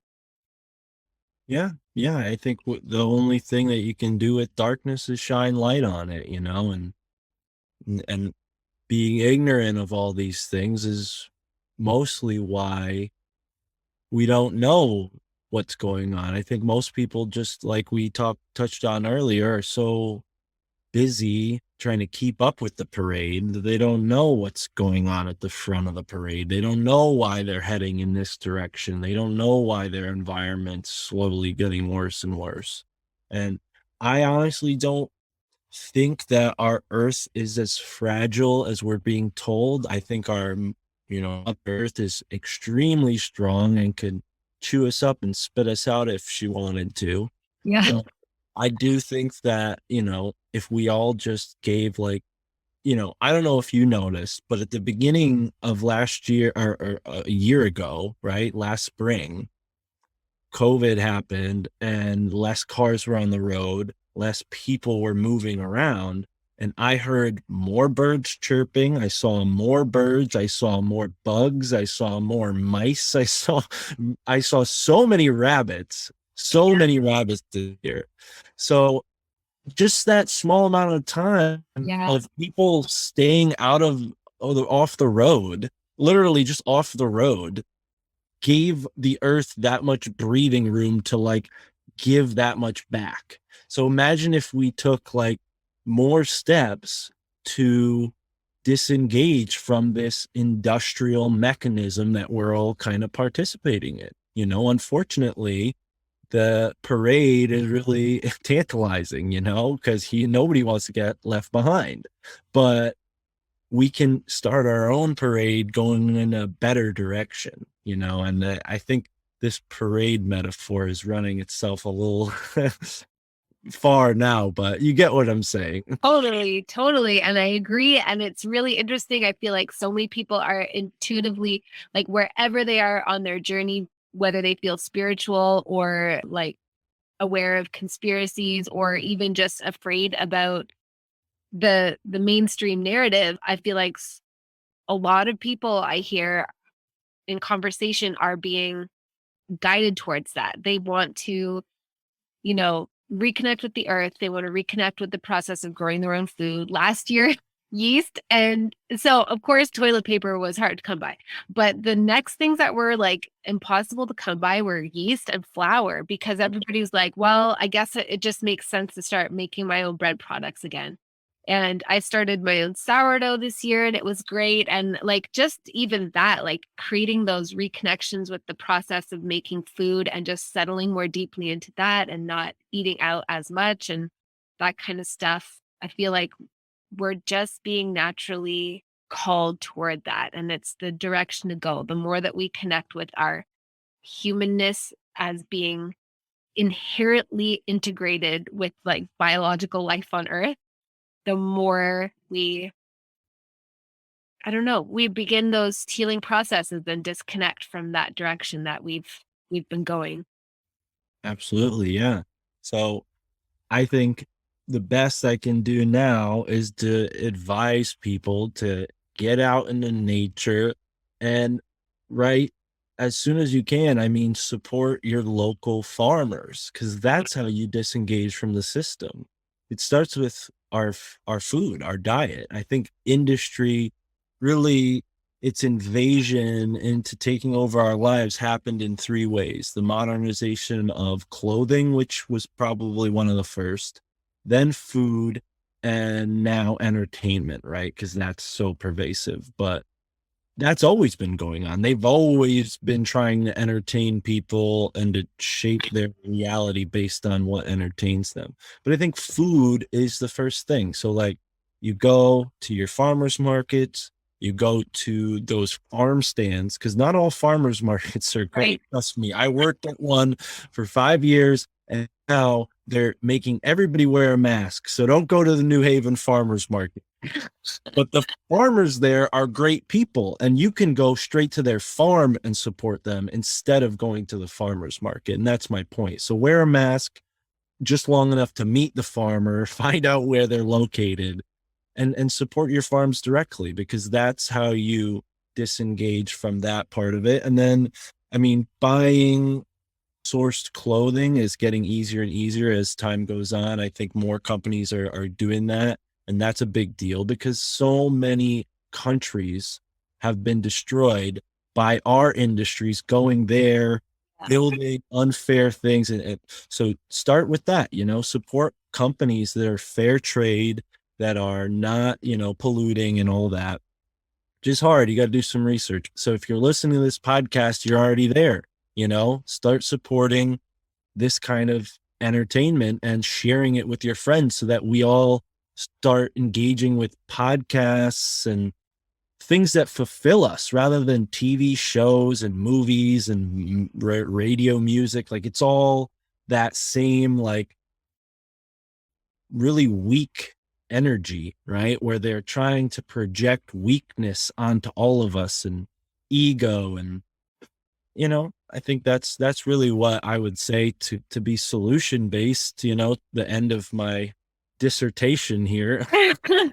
That's a great dissertation. I totally loved it. And I'm looking forward to that podcast episode of just like, you know, some of those options fleshed out for listeners. I think that's really cool. So again, everyone, it's the My Family Thinks I'm Crazy podcast, and all of Mark's, you know, contact things are in the show notes, his website, his Patreon, his Instagram. Mark, thank you so much for being here and having this beautiful, beautiful conversation. We didn't even get into your third eye.